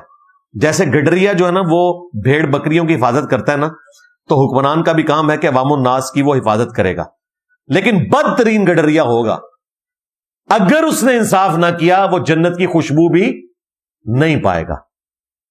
یہاں تو لوگوں کو پرائم منسٹر کی شیروانی پہننے کا بڑا شوق ہے، چیف جسٹس بننے کا شوق ہے، آرمی چیف بننے کا شوق ہے، لیکن یہ نہیں پتا کہ اس کے ساتھ چیزیں کیا جڑی ہوئی ہیں۔ لیکن یہ بھی حقیقت ہے کہ اگر کوئی شخص انصاف سے کام لے تو وہ بھی حدیث ہے صحیح بخاری اور صحیح مسلم دونوں میں کہ آپ صلی اللہ علیہ وآلہ وسلم نے فرمایا قیامت والے دن اللہ کے عرش کے سائے کے سوا کوئی اور سایہ نہیں ہوگا، اور 7 قسم کے لوگ ہیں جنہیں اللہ کے عرش کا سایہ ملے گا، ان میں پہلے نمبر پہ عادل حکمران ہے، پھر وہ شخص جس نے جوانی میں توبہ کی اور نیکی کا راستہ اختیار کر لیا، وہ شخص جس کا دل ہر وقت مسجد میں اٹکا رہے، کوشش کرے کہ وہ اپنے کام سے فارغ ہو کے مسجد میں آ جائے، اسے بھی عرش کا سایہ ملے گا، وہ شخص جو دائیں ہاتھ سے صدقہ کرے اور بائیں کو خبر نہ ہو، یعنی چھپ کے صدقہ کرے، وہ شخص جو اکیلا بیٹھ کے اپنے رب کو یاد کرے اور اس کی آنکھوں میں آنسو آ جائے اللہ کے خوف کی وجہ سے، محبت کی وجہ سے، وہ شخص جسے اونچے حسب نسب والی عورت برائی کی طرف آمادہ کرے اور وہ اللہ کے خوف کی وجہ سے بچ جائے، اور وہ شخص جو محض اللہ کی خاطر کسی سے محبت رکھے اور میل جول رکھے، یہ 7 قسم کے لوگ ہیں۔ پہلے نمبر پہ عادل حکمران ہے، اگر اس نے انصاف کیا تو اس کے لیے اتنے فضائل ہیں۔ اب انشاءاللہ تعالی میں مختصر وقت کے اندر 40 فقہی احکام و مسائل کور کروں گا۔ ظاہر ہے 40 کے لیے 40 گھنٹے نہیں لوں گا، کوشش کروں گا 1 گھنٹے کے اندر اسے کور کروں، تاکہ آپ کو مساجد سے متعلق سارے مسائل ایک جگہ پر مل جائیں اور مستقبل میں آپ کو کسی سے مسئلہ پوچھنے کی ضرورت نہ پڑے، یا ضرورت پڑے تو آپ قرآن و سنت کی روشنی میں یہ بتا سکیں کہ کون سا مسئلہ صحیح ہے اور کون سا غلط ہے۔ یہ فقہی احکام و مسائل قرآن اور سنت کی روشنی میں ہے، علماء کرام کے اقوال کی روشنی میں نہیں۔ تفصیل میں جانے سے پہلے ایک دفعہ دروشی پڑھ لیں۔ اللہم صلی علی محمد وعلی آل محمد واصحاب محمد وازواج محمد وامت محمد اجمعین الی یوم الدین، آمین۔ اچھا میرے بھائیو، اب ہم مساجد سے متعلق 40 فقہی احکام و مسائل انشاءاللہ سنیں گے، مختصر سے ہیں، میں سرسری گفتگو کروں گا، آیات کا احادیث کا ریفرنس دیتا چلا جاؤں گا اور اس سے ڈائریکٹ مسائل اخذ کروں گا۔ ہم اس فقہ کو مانتے ہیں جس کی بنیاد قرآن و سنت کے اوپر ہے، نہ کہ علماء کے اقوال کے اوپر، تو وہ بڑی آسان ہے۔ قرآن پاک میں جو کرٹیکل آیات ہیں انشاءاللہ تعالی میں وہ بھی ریفرنس آپ کو بتا دوں گا مساجد سے متعلق، اور احادیث کے لیے تو میں نے بارہا آپ لوگوں کو بتایا کہ ایک کتاب ایسی ہے جو اہل سنت کی ساری کتابوں کے نوٹس ہیں، وہ مشکات المصابیح ہے، 8 سے 700 سال پہلے لکھی گئی۔ یہ بخاری، مسلم، ابو داؤد، ترمذی، نسائی، ابن ماجہ، اس کے علاوہ بھی آلموسٹ کوئی 13 کتابوں کے نوٹس ہیں اس کے اندر۔ اس میں پہلی جلد کے اندر ایک پورا چیپٹر ہے مساجد سے متعلق، 65 احادیث انہوں نے جمع کی ہیں، انٹرنیشنل نمبر کے مطابق 689 سے لے کر 753 تک۔ اکثر احادیث بخاری مسلم کے حوالے سے ہیں، کچھ سنن ابی داؤد، ترمذی، ابن ماجہ، سنن دارمی کے حوالے سے ہیں۔ تو یہ چیپٹر آپ خود بھی پڑھیں، اس کا PDF ڈاؤن لوڈ کریں مشکات کا ہماری ویب سائٹ اہلسنتپاک.com سے۔ باقی میں انشاءاللہ ایک انٹلیکچوئل ترتیب کے ساتھ، الل ٹپ نہیں، ایک جو سیکوینس کے ساتھ چیز آپ تک پہنچانی ہے، وہ میں نے 40 فقہی احکام و مسائل ان کے نوٹس اپنے سامنے رکھے ہیں، بڑی محنت سے میں نے تیار کیے ہیں تاکہ میں مختصر وقت میں آپ تک صحیح بات پہنچا سکوں۔ مسئلہ نمبر 1، قرآن حکیم کی روح سے تمام مذاہب کی جو عبادت گاہیں ہیں وہ قابل احترام ہیں۔ اس کانٹیکسٹ میں سورۃ الحج کی آیت نمبر 40 ہے۔ اعوذ باللہ من الشیطان الرجیم، بسم اللہ الرحمن الرحیم، وَلَوْلَا دَفْعُ اللَّهِ النَّاسَ بَعْضَهُمْ بِبَعْضٍ اگر اللہ تعالیٰ بعض لوگوں کے ذریعے بعض کو نہ ہٹاتا، یعنی یہ جو دنیا میں امن کے حصول کے لیے جنگیں ہوتی ہیں یہ نہ ہوتی، لَہُدِّمَتْ صَوَامِعُ، تو ضرور ڈھا دی جاتی خانقاہیں، وَبِيَعٌ، اور گرجے، وَصَلَوَاتٌ، اور کلیسا جو یہودیوں کے ہیں، وَمَسَاجِد، اور مسجدیں، يُذْكَرُ فِيهَا اسْمُ اللَّهِ كَثِيرًا، جن میں اللہ کا ذکر کثرت کے ساتھ کیا جاتا ہے۔ تمام جو عبادت گاہیں ہیں وہ اللہ کے ذکر کے لیے، اپنے اپنے زمانے میں جب تک انہوں نے پیغمبروں کا انکار نہیں کیا تھا اس وقت تک تو ظاہر ہے کہ وہ اللہ کی یاد کے لیے تھیں اور توحید پہ مبنی وہ عبادت گاہیں تھیں۔ یہودی اس وقت گمراہ ہوئے جب انہوں نے جیزس کرائسٹ عیسیٰ ابن مریم کا انکار کیا، کرسچنز اس وقت گمراہ ہوئے جب انہوں نے محمد رسول اللہ کا انکار کیا صلی اللہ علیہ وآلہ وسلم۔ تو اللہ تعالیٰ فرما رہے ہیں یہ تمام جو خانقاہیں ہیں، گرجے ہیں، کلیسا ہیں، مسجدیں ہیں، یہ اللہ کے لیے بنائی گئی ہیں، ان کی رسپیکٹ ہونی چاہیے۔ وَلَيَنْصُرَنَّ اللَّهُ مَن يَنْصُرُهُ، اور بے شک اللہ تعالیٰ ضرور مدد کرے گا ان کی جو اللہ کی مدد کریں گے، یعنی کہ اللہ کے دین کی۔ ان اللہ لقوی عزیز، بے شک اللہ تعالیٰ قوت والا ہے، غالب ہے، یعنی وہ اگر اپنے دین کے لیے مدد مانگ رہے ہیں تو کمزوری کی وجہ سے نہیں بلکہ تمہیں اجر دینے کے لیے۔ مسئلہ نمبر 2، سب سے پہلے کون سی مسجد بنائی گئی پلانٹ ارتھ کے اوپر؟ اس کانٹیکسٹ میں سورہ آل عمران کی آیت نمبر 96 ہے، ان اول بیت وضع للناس، بے شک پہلا گھر جو لوگوں کے لیے مقرر کیا گیا کہ اس میں لوگ عبادت کریں، للذی ببکۃ مبارکہ، وہ ہے جو کہ شہر بکہ میں ہے، بابرکت جگہ۔ یہ بکہ اور مکہ ایک ہی شہر کی دو پروننسیشن ہے، جس طرح ہمارے پڑوسی ملک میں ممبئی بھی بولا جاتا ہے اور بمبے بھی بولا جاتا ہے، با اور میم، یہ سیم اسی طریقے سے ہے۔ مکہ جو ہے یہ بکہ بھی ہے اور مکہ بھی۔ وَهُدًى لِّلْعَالَمِينَ، اور یہ سارے جہان والوں کے لیے ہدایت ہے، ان کے لیے رہنمائی ہے جو مکے کے اندر اللہ تعالیٰ کا گھر موجود ہے۔ فِيهِ آيَاتٌ بَيِّنَاتٌ، اس میں ہیں اللہ تعالیٰ کی کھلی نشانیاں، مقام ابراہیم، جو مقام ابراہیم ایک بڑی نشانی ہے۔ وَمَن دَخَلَهُ كَانَ آمِنًا، اور جو کوئی بھی اس میں داخل ہوا امن پا گیا۔ وَلِلَّهِ عَلَى النَّاسِ، اور اللہ تعالیٰ کا حق ہے لوگوں پر، حج البیت، کہ وہ اس گھر کا حج کرے۔ من استطاع الیہ سبیلا، جو بھی استطاعت رکھتا ہے اس گھر تک سفر کرنے کی، تو اللہ کا یہ حق ہے بندوں پر کہ وہ حج کریں گے، یعنی حج کی فرضیت بھی آگی۔ ومن کفر، اور جو کفر کی روش اختیار کرے گا، ناشکری کی، فإن اللہ غنی عن العالمین، تو بے شک اللہ تعالیٰ بے پرواہ ہے تمام جہان والوں سے، اللہ کو کوئی پرواہ نہیں اگر کوئی حج کے لیے نہیں جاتا۔ اسی کانٹیکسٹ میں ایک حدیث ہے، اس کی صحت میں کلام ہے لیکن فٹ ان بیٹھتی ہے۔ سنن نبی داؤد میں نبی صلی اللہ علیہ وآلہ وسلم نے فرمایا، جو شخص استطاعت کے باوجود حج نہ کرے میری طرف سے، خواہ وہ نصرانی ہو کر مر جائے یا یہودی ہو کر، مجھے اس کی کوئی پرواہ نہیں ہے۔ یعنی اللہ کے نبی علیہ السلام کہہ رہے ہیں کہ کوئی نصرانی ہو کر مرتا ہے، یہودی ہو کر مرتا ہے، یہ اس کے ایکویلنٹ ہے کہ کوئی شخص استطاعت کے باوجود حج نہیں کرتا۔ اور دیکھیں اس میں بھی اشارہ تھا کہ اللہ تعالیٰ بے پرواہ ہے اگر کوئی حج کے لیے نہیں آتا۔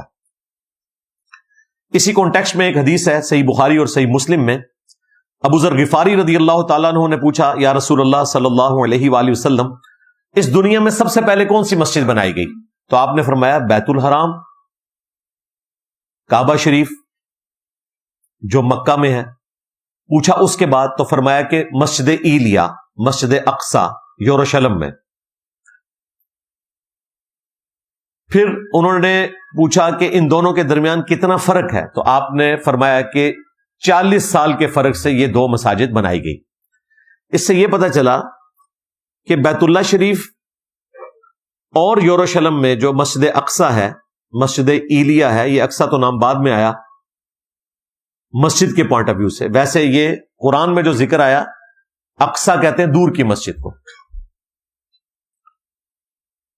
وہاں پہ جو اس وقت مسجد ہے اسے مسجد اقصی نہیں کہا جاتا، قبلی ماسک ہے جو سیدنا عمر نے تعمیر کروائی تھی. وہ پورے کا پورا پہاڑ جو ہے وہ حرم ہے، اسے آپ ایلیا کہہ لیں، یروشلم کہہ لیں یا مسجد اقصی کہہ لیں. تو نبی علیہ السلام نے فرمایا ان دونوں کے درمیان 40 سال کا فرق ہے. اس سے یہ پتا چلا کہ یہ انبیاء کرام علیہ السلام کی نسبت کے ساتھ جو ان کے ماننے والے انسانیت کو ڈیوائیڈ کرتے ہیں، تو یہ ان تمام ڈویژن سے پہلے کی مساجد بنی ہوئی ہیں. یعنی بیت اللہ والی مسجد بھی اور یروشلم کو حرم ڈکلیئر کرنا یہ حضرت ابراہیم علیہ السلام سے بھی پہلے کا ہے، یعنی کہ آدم علیہ السلام کے زمانے کا.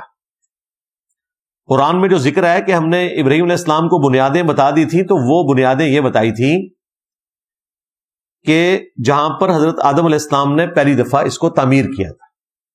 حضرت ابراہیم علیہ السلام نے کعبہ شریف نہیں بنایا، انہوں نے دوبارہ سے اسے تعمیر کیا ہے، یہ پہلے سے ہے. پھر اسی حدیث کے اینڈ پہ آتا ہے نبی علیہ السلام نے فرمایا کہ اب پوری زمین مسجد ہے، جہاں نماز کا وقت ہو تو تم نماز ادا کر سکتے ہو، یعنی اس امت کے لیے. وہ الگ سے بھی حدیث ہے بخاری اور مسلم میں کہ اللہ تعالیٰ نے مجھے 5 خوبیاں ایسی دی ہیں جو مجھ سے پہلے کسی پیغمبر کو نہیں دی. ان میں سے پہلی خوبی یہ ہے کہ پوری زمین میرے لیے مسجد بنا دی گئی. دوسری خوبی 1 مہینے کی مسافت سے میرا روب ڈال دیا میرے دشمنوں کے اوپر.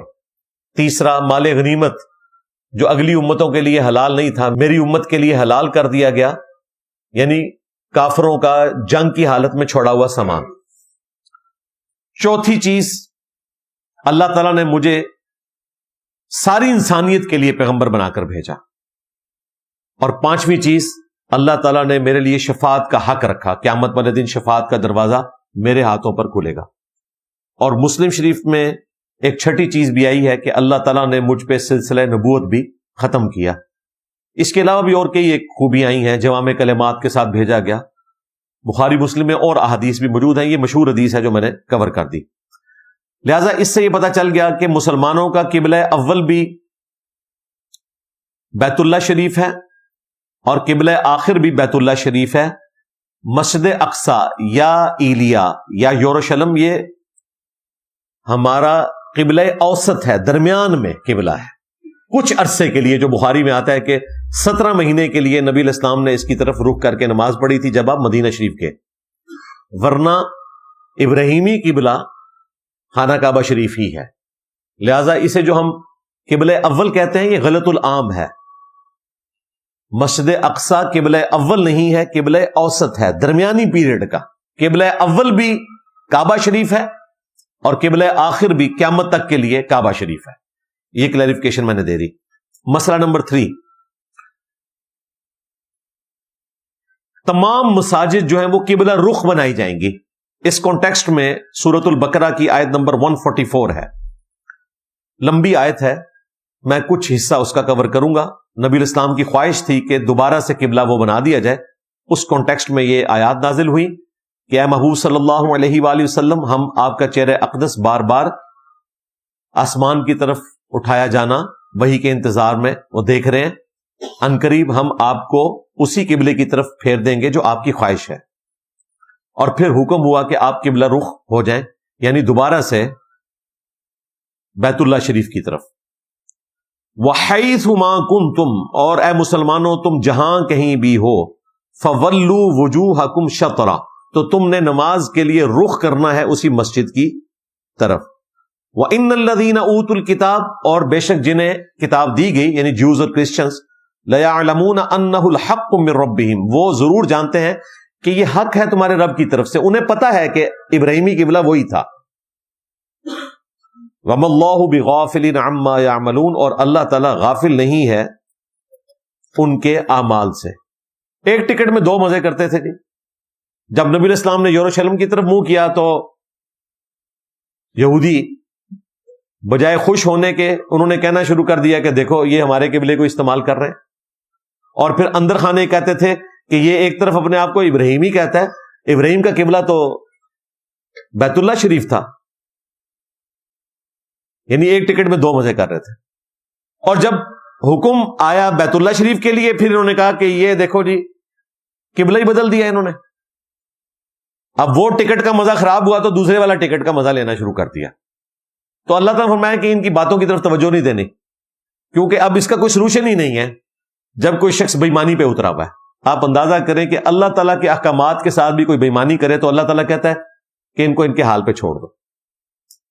بیت اللہ نہ کرتے تو انہوں نے کہنا تھا کہ ابراہیمی ہوتا تو اس قبلے کی طرف منہ کر کے نماز پڑھتا. بیت اللہ کر دیا تو کہتے ہیں کہ ہمارا قبلہ کو چھوڑ دیا. جب یہ خود مان رہا تھا کہ یہ موسیٰ علیہ السلام کا قبلہ تھا تو یہ اسی قبلے سے پھر گیا. تو اس کا حال یہی ہے کہ ان کو ان کے حال پہ چھوڑ دیا جائے. مسئلہ نمبر 4، مسجد میں جو اللہ کا ذکر کرنے سے لوگ منع کرتے ہیں. سورۃ البقرہ کی آیت نمبر 114 ہے، وَمَنْ أَظْلَمُ مِمَّنْ مَنَعَ مَسَاجِدَ اللَّهِ. اس سے بڑھ کر کون ظالم ہو سکتا ہے جو منع کرے اللہ کی مسجدوں میں أَن يُذْكَرَ فِيهَا اسْمُهُ، کہ وہاں پر اس کا ذکر کیا جائے، وَسَعَى فِي خَرَابِهَا، اور وہ مسجدوں کی خرابی کی کوشش کرے. اسپیسیفکلی تو یہ بیت اللہ شریف سے متعلق تھا، مشرکین عرب کو ڈانٹا گیا، لیکن یہ حکم عام بھی ہے. اس سے یہ پتا چلا کہ مسجد میں اللہ کا ذکر کرنے سے آپ کسی کو روک نہیں سکتے. ویسے تو مسجدوں میں لکھا ہوتا ہے یہاں امام مسجد کی اجازت کے بغیر کوئی درس نہیں دے سکتا. ایون آپ درس عوام کو نہ دیں، 3-4 دوست بھی آپ کسی مسجد میں اکٹھے بیٹھ کے نا قرآن کا ترجمہ پڑھنا شروع کر دینا. 2-3 دن تو مولوی دیکھے گا، چوتھے دن آپ کو کہے گا بھائی کیڑے چکر ہی چو، اٹھا دے گا. حالانکہ قرآن کی روح سے آپ اللہ کا ذکر کرنے سے روک نہیں سکتے. درس قرآن سے بڑا کوئی ذکر اللہ نہیں ہے. ہم تمہاری آڈینس کو تو ذکر نہیں دے رہے. اگر مسجد میں 3-4 دوست مل بیٹھ کر ایک سرکل بنا کے قرآن کا درس کرنا شروع کر دیں، ترجمے سے قرآن پڑھنا شروع کر دیں، ان کے فرقے کے ہی پڑھنا شروع کر دیں، تب بھی مولوی کو ہضم نہیں ہوگا. اور قرآن کہہ رہا ہے کہ آپ اللہ کے ذکر سے مسجد میں روک نہیں سکتے. لہذا یہ جو لکھ کے لگایا ہوا ہے اور زبردستی کرتے ہیں، یہ بالکل زیادتی ہے. ہمارے پڑوسی ملک میں افغانستان کے اندر کتنے لوگوں کے شولڈرز توڑے ہیں، کئی علماء کو شہید کیا ہے صرف رفع الیدین کے مسئلے پہ. اب تو اہل حدیث علماء نے کھل کے اظہار بھی کرنا شروع کر دیا کیونکہ ایک دیوبندی حکومت آ گئی. اور بدقسمتی اہل حدیث کی یہ کہ وہاں پہ جو دوسری ایک جہادی تنظیم ہے داعش، وہ وہابی اہل حدیثوں کی ہے، وہ طالبان کے خلاف لڑ رہی ہے. اب ان کو ہر رفع الیدین کرنے والا، ایون ہمارے کئی اسٹوڈنٹس ہیں لائف سٹوری میں آ کے انہوں نے سنایا، ان کے لیے مشکل ہو گیا. وہ ہر رفع الیدین کرنے والے کو یہ سمجھتے ہیں کہ داعش سے تعلق رکھتا ہے. اہل حدیث کی شامت آئی ہوئی ہے. یہاں بے شک کہتے رہے کہ ہم ایک تسبیح میں پروئے ہوئے ہیں، کبھی بھی نہیں پروئے ہوئے. جب ایک دوسرے کو مسلمان نہیں سمجھتے تو کہاں سے تسبیح میں پروئے جائیں گے. مسئلہ نمبر 5، مسجد کی صفائی سے متعلق. سورۃ البقرہ میں آپ دیکھیں کہ اللہ تعالیٰ نے اپنے خلیل ابراہیم علیہ السلام سے کیا فرمایا.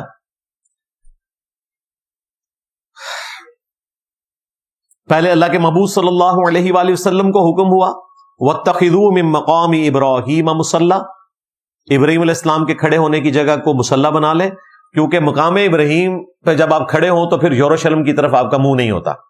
مقام ابراہیم جو ہے نا وہ اس دیوار کی طرف ہے جو حجر اسود اور حتیم کے درمیان والی دیوار ہے. اور جو حجر اسود اور رکن یمانی والی دیوار ہے اسے مستجاب کہتے ہیں. وہ 70 سے زیادہ انبیاء کا مصلی ہے. ادھر اگر آپ نماز پڑھیں تو دونوں قبلوں کی طرف منہ ہو جاتا ہے. یعنی حتیم کی اپوزٹ سائڈ پہ جب آپ کھڑے ہوتے ہیں نا تو وہاں جب آپ رخ کریں گے تو آپ کا رخ دونوں قبلوں کی طرف ہوگا. تو اس چیز کو انشور کرنے کے لیے کہ قبلہ اب بدل چکا ہے، نبی علیہ السلام کو حکم دیا گیا کہ آپ نے یہاں نہیں کھڑے ہونا، اب آپ نے مقام ابراہیم پہ کھڑے ہونا ہے، تاکہ یروشلم آپ کی رائٹ سائڈ پہ رہ جائے، سامنے صرف قبلہ ہی ہو، تاکہ انشور ہو جائے کہ اب قبلہ اول واپس آ چکا ہے قبلہ اوسط کے بعد. قبلہ آخر بھی کعبہ شریف ہے. تو اس کا حکم آیا اور ساتھ ہی اللہ تعالیٰ نے ذکر کیا وَأَعْهِدْنَا إِلَىٰ إِبْرَاهِيمَ، اور ہم نے ابراہیم علیہ السلام سے عہد لیا تھا، ان کو تاکید کی تھی، وَإِسْمَاعِيل، اور ان کے بیٹے اسماعیل کو، أَن طَهِّرَ بَيْتِيَ لِلطَّائِفِينَ، کہ تم دونوں نے پاک رکھنا ہے، صفائی کرنی ہے میرے گھر کی طواف کرنے والوں کے لیے، والعاکفین اور اعتکاف کرنے والوں کے لیے، والرکع السجود اور رکوع اور سجدے کرنے والوں کے لیے۔ مسجد کی صفائی کا حکم کسے ہو رہا ہے؟ ابراہیم علیہ السلام کو اور اسماعیل علیہ السلام کو۔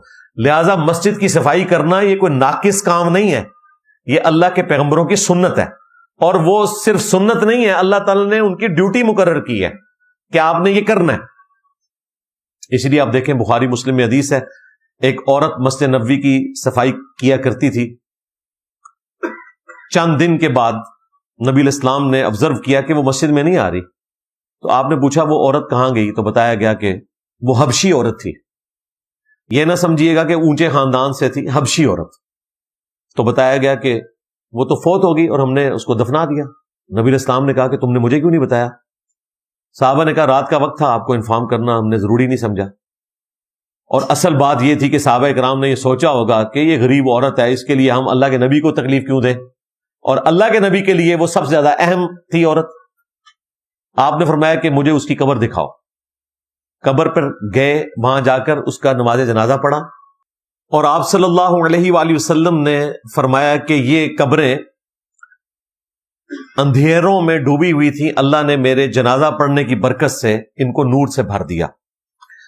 تو آپ صلی اللہ علیہ وآلہ وسلم کے نزدیک یہ کتنی اہمیت کی حامل تھی چیز کہ جو مسجد نبوی کی صفائی کرنے والی ایک نامعلوم حبشی عورت، وہ بھی اتنی اہم ہے کہ آپ صلی اللہ علیہ وآلہ وسلم اس کا جنازہ پڑھنے کے لیے اس کی قبر پہ چلے گئے، حالانکہ کوئی ضرورت نہیں تھی، جنازہ تو ہو چکا تھا، لیکن آپ نے پروٹوکول دیا، امت کو ایک میسج دیا۔ الحمدللہ۔ مسئلہ نمبر 6 وہ مسجد درار سے متعلق ہے جو سورہ التوبہ میں آیا۔ منافقین نے ایک مسجد بنائی تھی کیونکہ منافقین کو یہ یقین تھا کہ رومن امپائر سے ٹکرانے کے بعد نہ رسول اللہ واپس آئیں گے، نعوذ باللہ صلی اللہ علیہ وآلہ وسلم، نہ آپ کے جانثار اصحاب، تو ہم پیچھے سے اس بنے بنائے سسٹم کے اوپر قبضہ کر لیں گے، اور اگر آ گئے تو ہم مسجد کا افتتاح کروا لیں گے آپ علیہ السلام سے۔ اللہ تعالیٰ نے وحی کے ذریعے آپ علیہ السلام کو بتا دیا کہ یہ مسجد مسلمانوں کے نقصان کے لیے بنائی گئی ہے، نام ہی اس کا پڑ گیا مسجد درار، اردو میں ہم زرار کہتے ہیں، یہ زرار لفظ نہیں ہے، زرار اردو میں اور عربی میں درار، ضاد کے نیچے زیر، یعنی جو ضرر کے لیے، نقصان پہنچانے کے لیے مسجد بنائی گئی۔ اور نبی علیہ السلام کو اللہ تعالیٰ نے حکم دیا کہ آپ نے اس مسجد میں داخل بھی نہیں ہونا، افتتاح تو دور کی بات ہے، یہ مسجد مسلمانوں کے نقصان کے لیے بنائی گئی ہے۔ اور پھر اس مسجد کو توڑوا دیا گیا، اور وہ قیامت تک کے لیے ان لوگوں کے لیے بھی دلیل بن گئی جو دوسرے فرقوں کی مسجدوں کو اچھا نہیں سمجھتے، تو وہ ٹرم ان کے لیے مسجد درار استعمال کرتے ہیں۔ انڈیا میں جب تبلیغی جماعت کے 2 ٹکڑے ہوئے تو ایک پارٹی نے اپنی الگ مسجد بنائی، تو انہوں نے اس مسجد کو مسجد درار کہنا شروع کر دیا، جو دوسری جماعت کے لوگ تھے، فرقہ بھی ایک دیوبندی، صرف تبلیغی جماعت کے 2 ٹکڑے ہونے کے اوپر منافقین کی مسجد کے ساتھ تشبیہ دے دی۔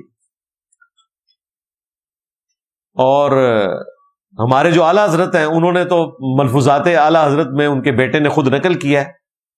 ان سے جب پوچھا گیا کہ کیا وہابی جو دیوبندی اور اہل حدیث ہیں ان کے پیچھے نماز درست ہے، انہوں نے کہا کہ ان کی نہ نماز ہے نہ جماعت ہے، یعنی ان کی تو اپنی نہیں ہوتی ہے، تو آپ کیسے ان کے پیچھے پڑھ سکتے ہیں؟ پھر پوچھا گیا ان کی مسجد میں پڑھ لیں اپنی، تو انہوں نے کہا کفار کی مساجد مثل گھر کے ہیں، یعنی جس طرح گھر میں بھی مجبوراً نماز ہو جاتی ہے تو ان کافروں کی مسجدوں میں بھی نماز ہو جائے گی۔ کافر کسے کہا؟ دیوبندیوں کو اور اہل حدیث کو، اور ان کی عبادت گاہ کو مسجد کہا، حالانکہ عبادت گاہ کہنا چاہیے تھا۔ جس طرح ہم قادیانیوں کو مسجد نہیں لکھنے دیتے، وہ بیت الحمد لکھتے ہیں۔ تو اعلیٰ حضرت سے ہمیں اختلاف ہے، ان سے ہی ہم نے یہ چلاکی سیکھی تھی۔ کفار کی مساجد نہیں ہوتی اعلیٰ حضرت صاحب، اور ان کے ماننے والوں اپنے اعلیٰ حضرت کی اصلاح کرو، کفار کی عبادت گاہیں ہوتی ہیں۔ اور پھر پوچھا گیا اذان، انہوں نے کہا اذان کا بھی کوئی احترام نہیں سوائے اس کے کہ آپ اللہ کے نام پر عز و جل کہہ لیں، اور نبی صلی اللہ علیہ وآلہ وسلم کے مبارک نام پہ دروشی پڑھ لیں. اذان کا جواب نہیں دینا آپ نے وہابیوں کی اذان کا.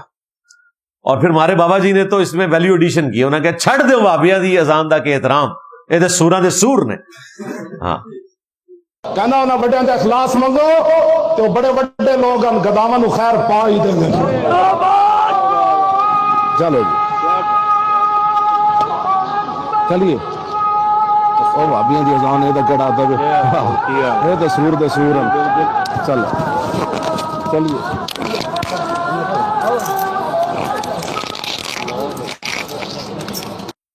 تو یہ بابا جی نے جو کچھ کہا وہ اعلیٰ حضرت کی تعلیمات کے مطابق کہا, قرآن و سنت کے مطابق نہیں. تو یہ ذکر کرنا یہاں پہ ضروری تھا, اس لیے میں نے مسئلہ نمبر 6 کے اندر اسے بیان کر دیا. مسئلہ نمبر 7, مسجد کا پروٹوکول ہے کہ مسجد میں آپ نے صرف اللہ کو پکارنا ہے.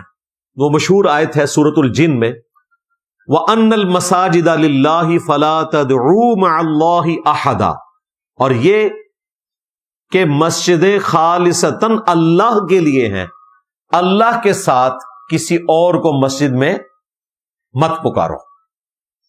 اس میں امپلائڈ ہے کہ مسجد میں آپ غیر اللہ کو عبادت کے لیے پکار نہیں سکتے. ویسے نعتیہ اشعار کے اندر آپ یا رسول اللہ کہیں یا حسین کہیں, وہ بالکل درست ہے. عبادت کے لیے نہیں پکار سکتے. اور عبادت کے لیے یہ نہ سمجھیے گا کہ آپ نے کسی پیغمبر کی نماز نہیں پڑھنی, یہی صرف عبادت ہے, نہیں. الدعاء هو العبادہ, جامعہ ترمذی میں حدیث ہے, سنن ابن ماجہ میں موجود ہے, دعا ہی عبادت ہے. اور پھر نبی الاسلام نے اس کے ثبوت میں قرآن کی آیت پڑھی, ادعونی استجب لکم, اے میرے بندو مجھ سے مانگو میں تمہاری دعاؤں کو قبول کروں گا. جو لوگ میری عبادت سے یعنی دعا مانگنے سے تکبر کریں گے میں انہیں ذلیل و خوار کر کے جہنم میں داخل کروں گا. تو مسجد میں عبادت صرف اللہ کی ہوگی, یعنی دعا صرف اللہ ہی سے. لہذا مسجد میں کھڑے ہو کر پڑھنا سرکار غوث اعظم نظر کرم خدارا میرا خالی کاسا بھر دو میں فقیر ہوں تمہارا, تو قرآن میں لکھا ہوا ہے کہ آپ غیر اللہ کو نہیں پکار سکتے مدد کے لیے. یہ اللہ کا حق ہے مسجد میں اللہ کو پکارنا. تو یہ عبد القادر جیلانی کی تعلیمات تھیں یا نہیں وہ ایک الگ بات. اصل چیز یہ ہے کہ قرآن و سنت کی روشنی میں یہ بالکل حرام ہے, بلکہ شرک کی کیٹیگری میں فال کرتا ہے. مسئلہ نمبر 8 وہ ہے کہ اہل ایمان کی نشانی ہے کہ وہ مسجدوں کو آباد کرتے ہیں. سورہ التوبہ کی آیت نمبر 18, انما یعمر مساجد اللہ, اللہ کی مسجدیں تو وہی آباد کرتے ہیں, من آمن باللہ, جو ایمان لاتے ہیں اللہ پر, والیوم الآخر, اور آخرت کے دن پر, واقام الصلاۃ, اور نماز قائم کرتے ہیں, وآت الزکاۃ, اور زکوٰۃ دیتے ہیں, ولم یخش الا اللہ, اور اللہ کے سوا کسی سے نہیں ڈرتے, فعسى اولئک ان یکونوا من المہتدین, تو عنقریب اللہ تعالیٰ ایسے لوگوں کو ہدایت یافتہ لوگوں میں شمار کرے گا. تو مسجدیں آباد کرنا یہ اہل ایمان کی نشانی ہے. اس اعتبار سے بھی مسلمانوں کے لیے ایک پروٹوکول کی چیز ہے کہ مسلمان مسجد کو آباد کرنے والا ہوگا. اسپیسیفکلی تو یہ حرم مکہ کے پوائنٹ آف ویو سے بات ہوئی تھی قرآن کے کانٹیکسٹ میں, لیکن اسے ایکسٹراپولیٹ کریں تو تمام مساجد کے اوپر یہ چیز اپلائی ہوتی ہے. مسئلہ نمبر 9, صحیح مسلم میں حدیث ہے, اللہ کے محبوب صلی اللہ علیہ وآلہ وسلم نے فرمایا کہ اللہ تعالیٰ کو اس دنیا میں سب سے پسندیدہ جگہ جو ہیں وہ مساجد ہیں. اس سے بڑھ کر کوئی پسندیدہ جگہ نہیں ہے. اور سب سے ناپسندیدہ جگہ جو ہیں وہ بازار ہیں. حرام نہیں, ناپسندیدہ, کیونکہ اکثر وہاں پہ غفلت والا معاملہ ہوتا ہے, مجبوراً آپ کو جانا پڑتا ہے. ہاں, اللہ تعالیٰ کو پسند ہیں جو جگہ وہ ہیں مساجد.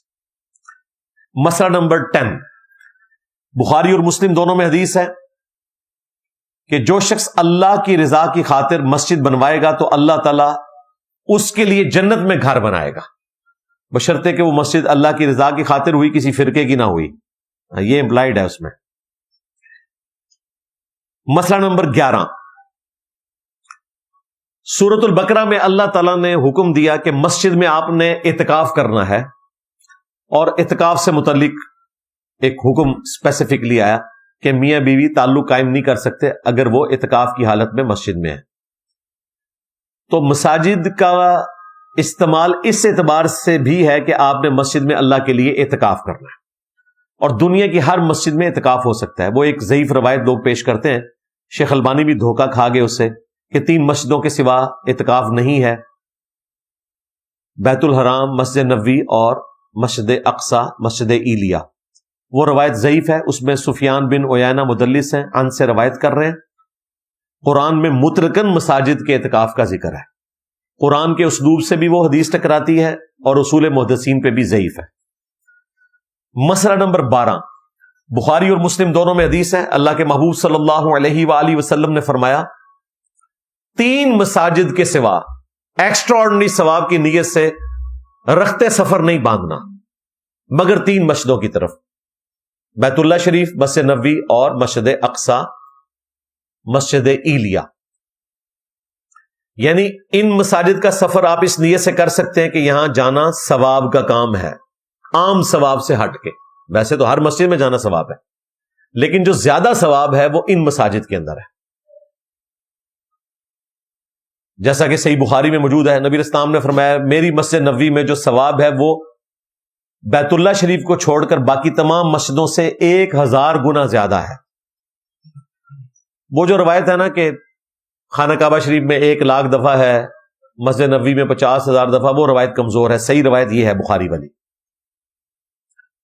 لیکن ان روایات کی بنیاد کے اوپر یہ کہنا کہ آپ کوئی سفر بھی اختیار نہیں کر سکتے وہ غلط ہے، کیونکہ صحیح مسلم میں حدیث ہے جو علم دین حاصل کرنے کے لیے سفر اختیار کرتا ہے اللہ تعالیٰ اس کے لیے جنت کا سفر آسان کر دیتا ہے. لہٰذا علم دین کی نیت سے آپ سفر اختیار کر سکتے ہیں، لیکن یہ نیت کرنا کہ فلاں دربار کے ساتھ جو مسجد ہے، فلاں بزرگوں نے جو مسجد بنائی تھی وہاں نماز پڑھنے کا ثواب باقی مساجد سے بڑھ کر ہے، اور یہ ہے لوگوں کا عقیدہ، تو یہ عقیدہ آپ صرف 3 مسجدوں کے ساتھ وابستہ کر سکتے ہیں جو مسلمانوں کے 3 حرم ہیں، بیت اللہ شریف، مسجد نبوی اور مسجد اقصی، مسجد ایلیا یروشلم.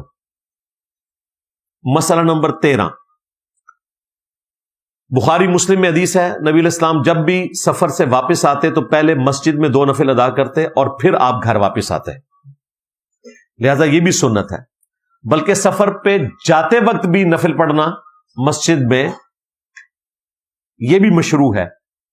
المصنف ابن ابی شیبہ میں اور سنن الکبری البیہقی میں یہ حدیث موجود ہے کہ سیدنا عبداللہ ابن عمر رضی اللہ تعالیٰ عنہ جب کبھی بھی مدینہ شریف سے سفر پر نکلتے تو مسجد نبوی میں 2 نفل پڑھتے، پھر قبر رسول پہ حاضر ہو کر پڑھتے السلام علیکہ یا رسول اللہ، پھر سیدنا ابو بکر کی قبر پہ السلام علیکہ یا ابا بکر، اور پھر حضرت عمر کی قبر پہ السلام علیکہ یا عمر، اور ایک روایت میں السلام علیکہ یا ابتا، اے میرے باپ آپ پر سلام ہو، سفر پہ جاتے وقت بھی اور واپسی پر بھی. لہٰذا یہ بھی سنت ہے مسجد میں نوافل ادا کرنا، یہ بھی مسجد کی فضیلت کے لیے ایک ایکسٹرا آرڈنری چیز ہے. مسئلہ نمبر 14، بخاری مسلم دونوں میں حدیث ہے کہ جو شخص جتنی دور سے چل کر مسجد میں آئے گا اس کے لیے اتنا ہی ثواب لکھا جائے گا. لہذا دور کی مسجد کے لیے سفر کرنا یہ ثواب کا کام ہے، لیکن قریب والی مسجد کو چھوڑ کر جان بوجھ کے پھر کوئی ثواب نہیں ہے. مراد یہ ہے کہ اگر آپ دور بھی رہ رہے ہیں تو اہتمام کریں مسجد میں آ کے نماز پڑھنے کا.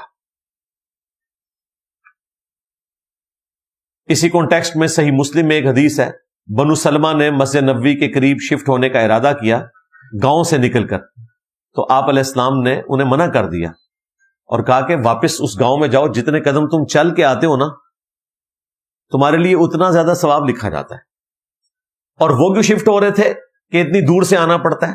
تردد ہے، کیونکہ صحابہ کرام تو اڑ کے مسجد میں نہیں آ سکتے تھے، یہ تو بابے اڑ سکتے ہیں انورٹڈ کاماز میں.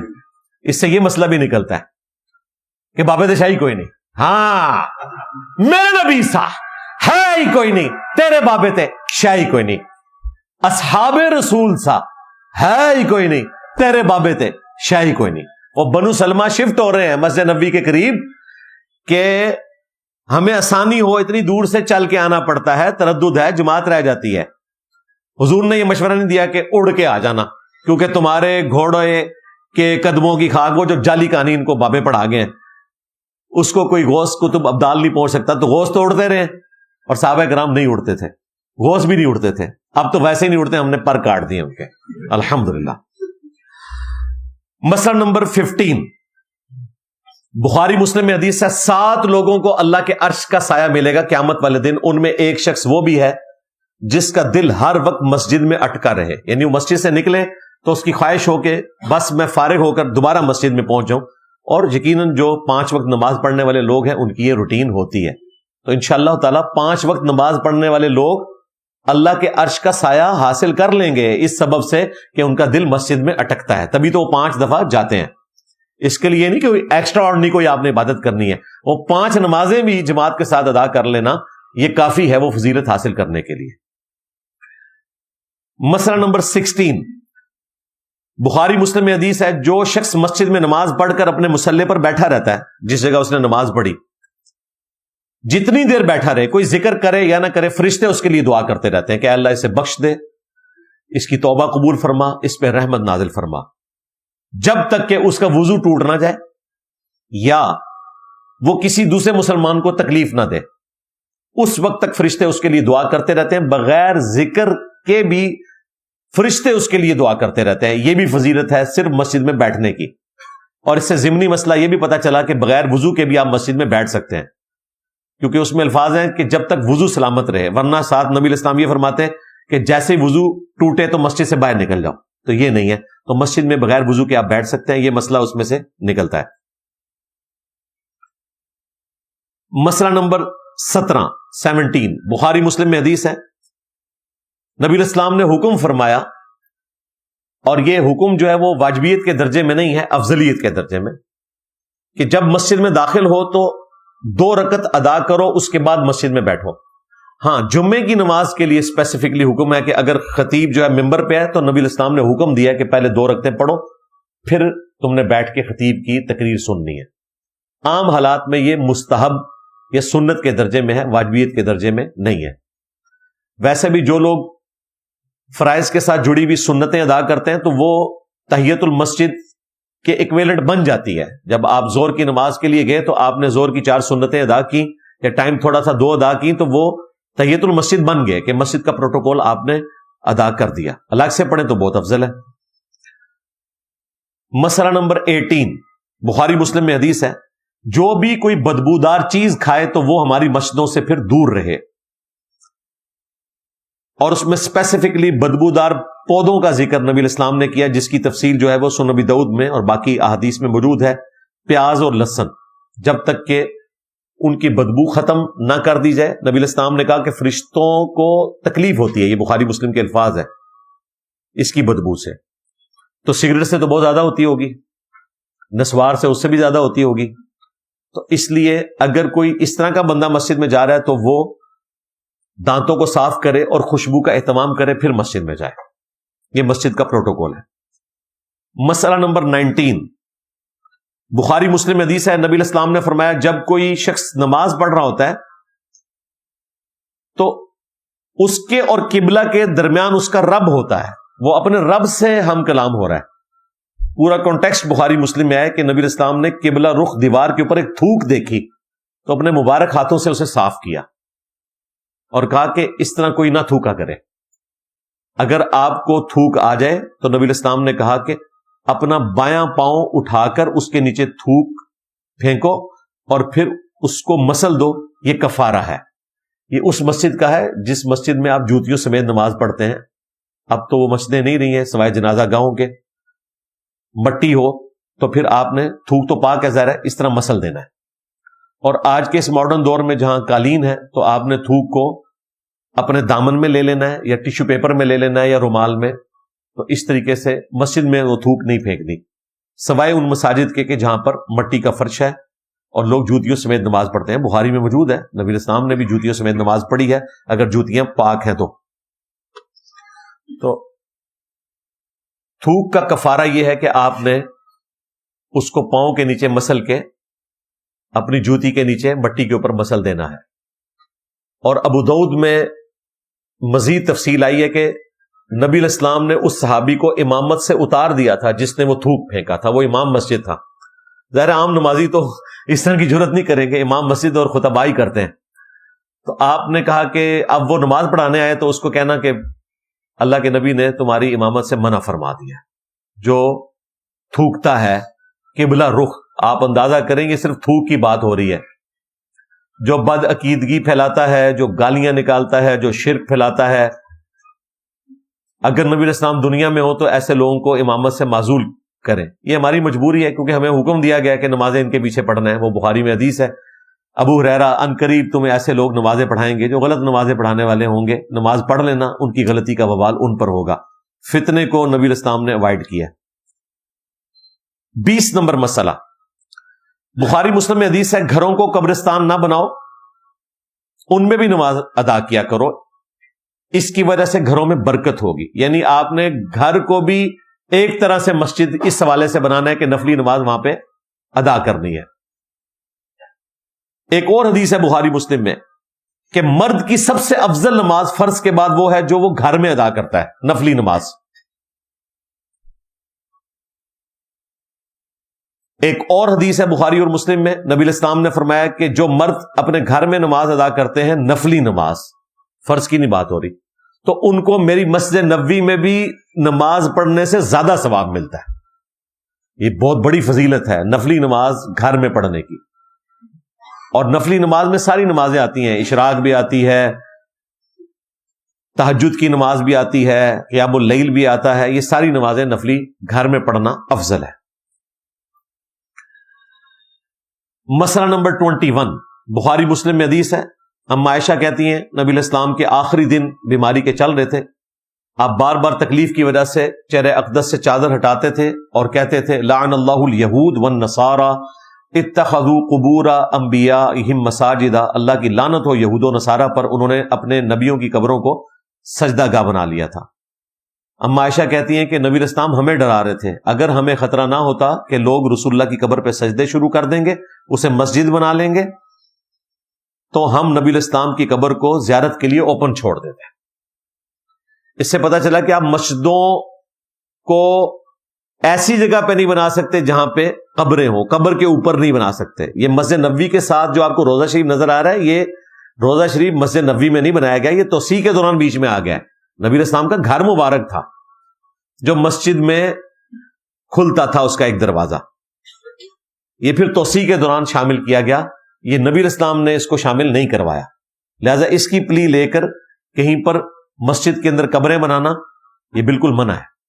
بخاری مسلم میں حدیث ہے نبی علیہ السلام کے آخری دن چل رہے تھے، آپ کی 3 بیویاں آپ کے پاس بیٹھی تھی، ام سلمہ، ام حبیبہ اور سیدہ عائشہ.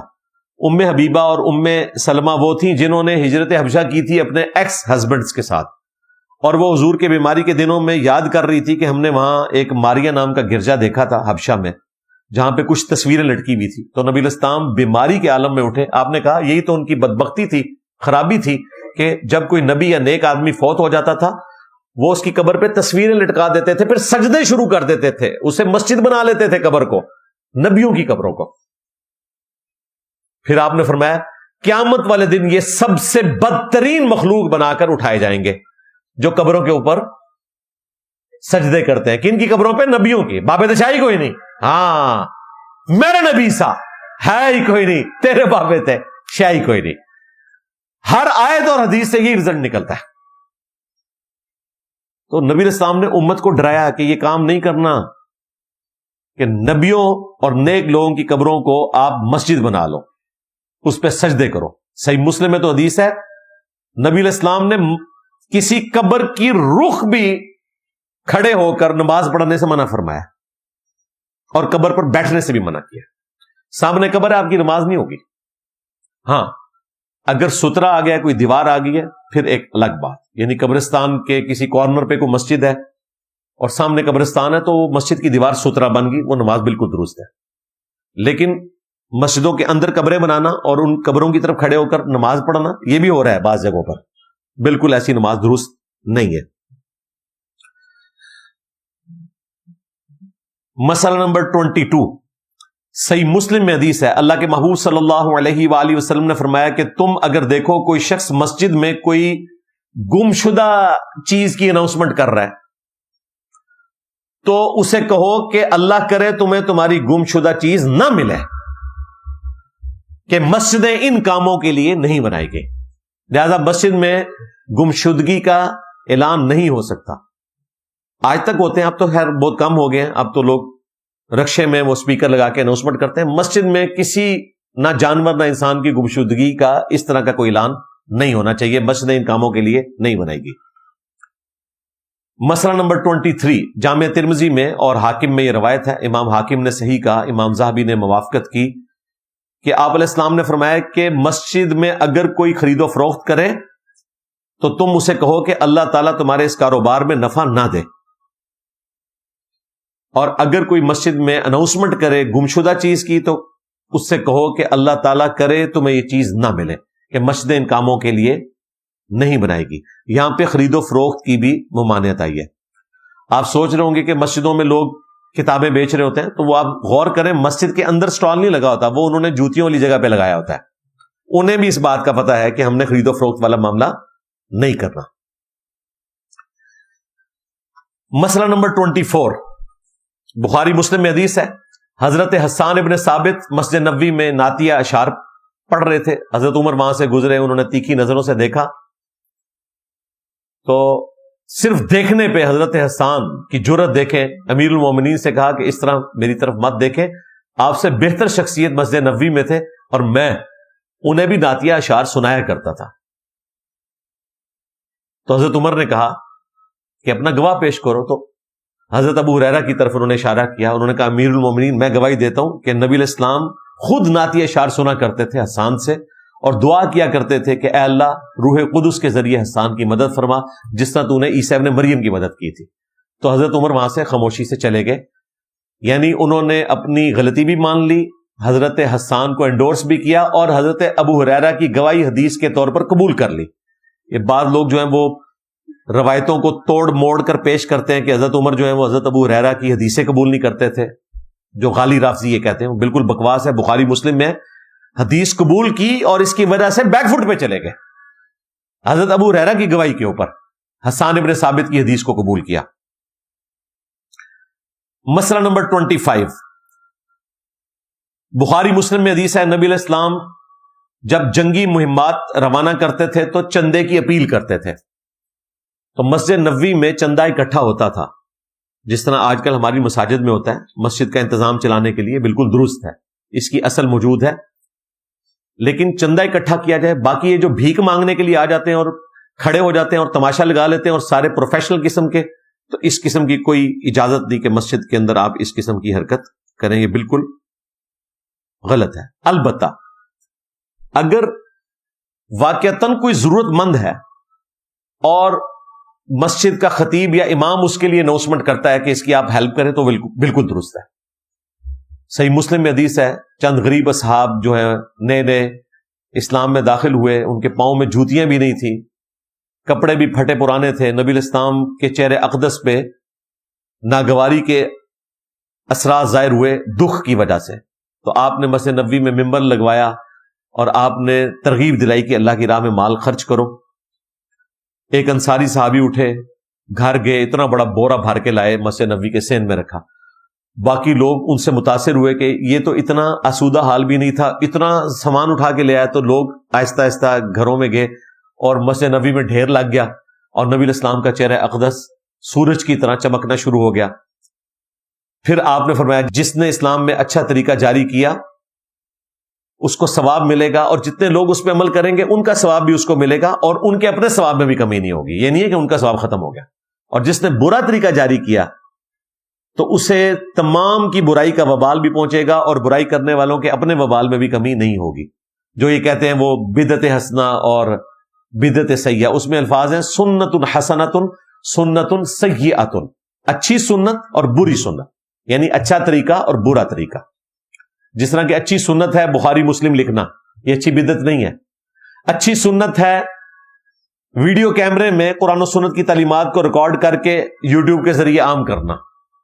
اچھی سنت ہے مسجد میں ایئر کنڈیشن لگانا، یہ اچھی بدعت نہیں ہے، کیونکہ اس کی وجہ سے نماز میں کوئی فرق نہیں پڑ رہا، نماز آپ اسی سنت طریقے پہ پڑھ رہے ہیں۔ یہ نہیں آپ کہہ رہے کہ اوپر اس قالین کے اور نیچے اس پنکھے کے اور سامنے اے سی شریف کے، ہاں اس سے کوئی تعلق نہیں ہے، کیونکہ ہمارے جو باپا جانی ہیں وہ اس قسم کی مثالیں دے کر تو اپنی بدعتوں کو حلال کرنے کی کوشش کرتے ہیں. یہ اچھی بدعتیں نہیں ہیں، اچھی سنتیں ہیں، اچھے طریقے ہیں.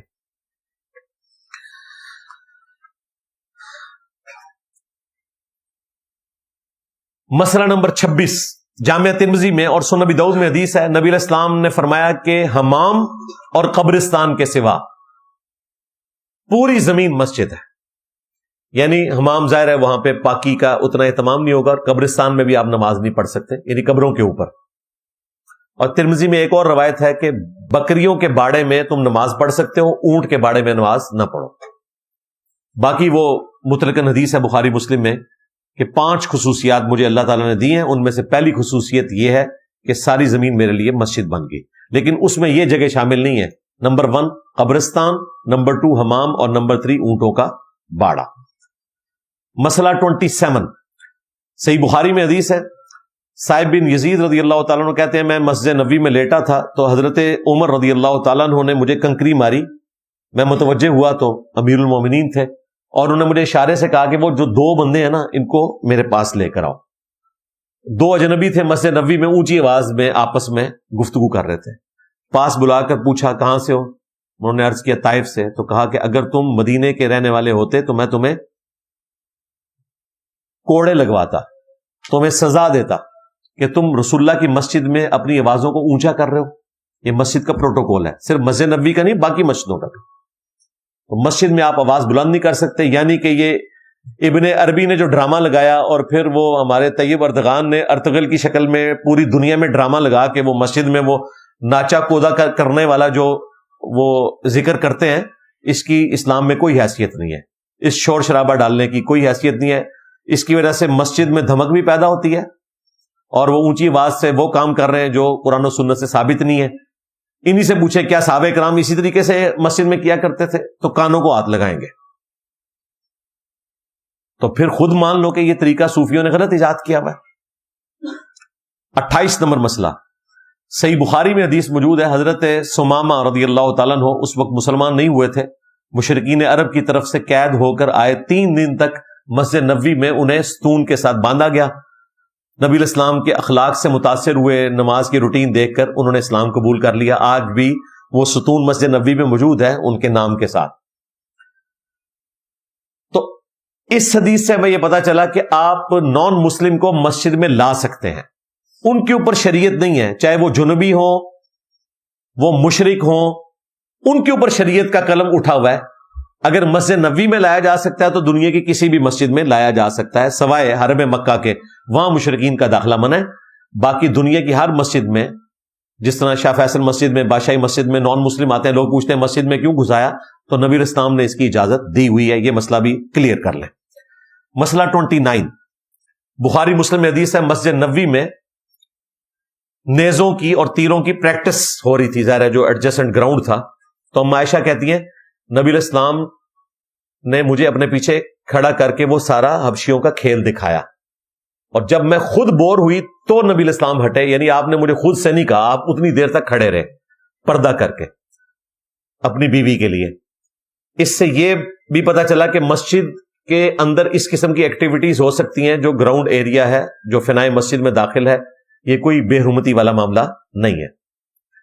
مسئلہ نمبر 30 ابو داؤد اور نسائی میں حدیث ہے کہ قیامت کی نشانیوں میں سے ایک یہ ہے کہ لوگ باہم فخر کریں گے مساجد کے اعتبار سے. جس طرح آج کل آپ دیکھتے ہیں گاؤں ایریا میں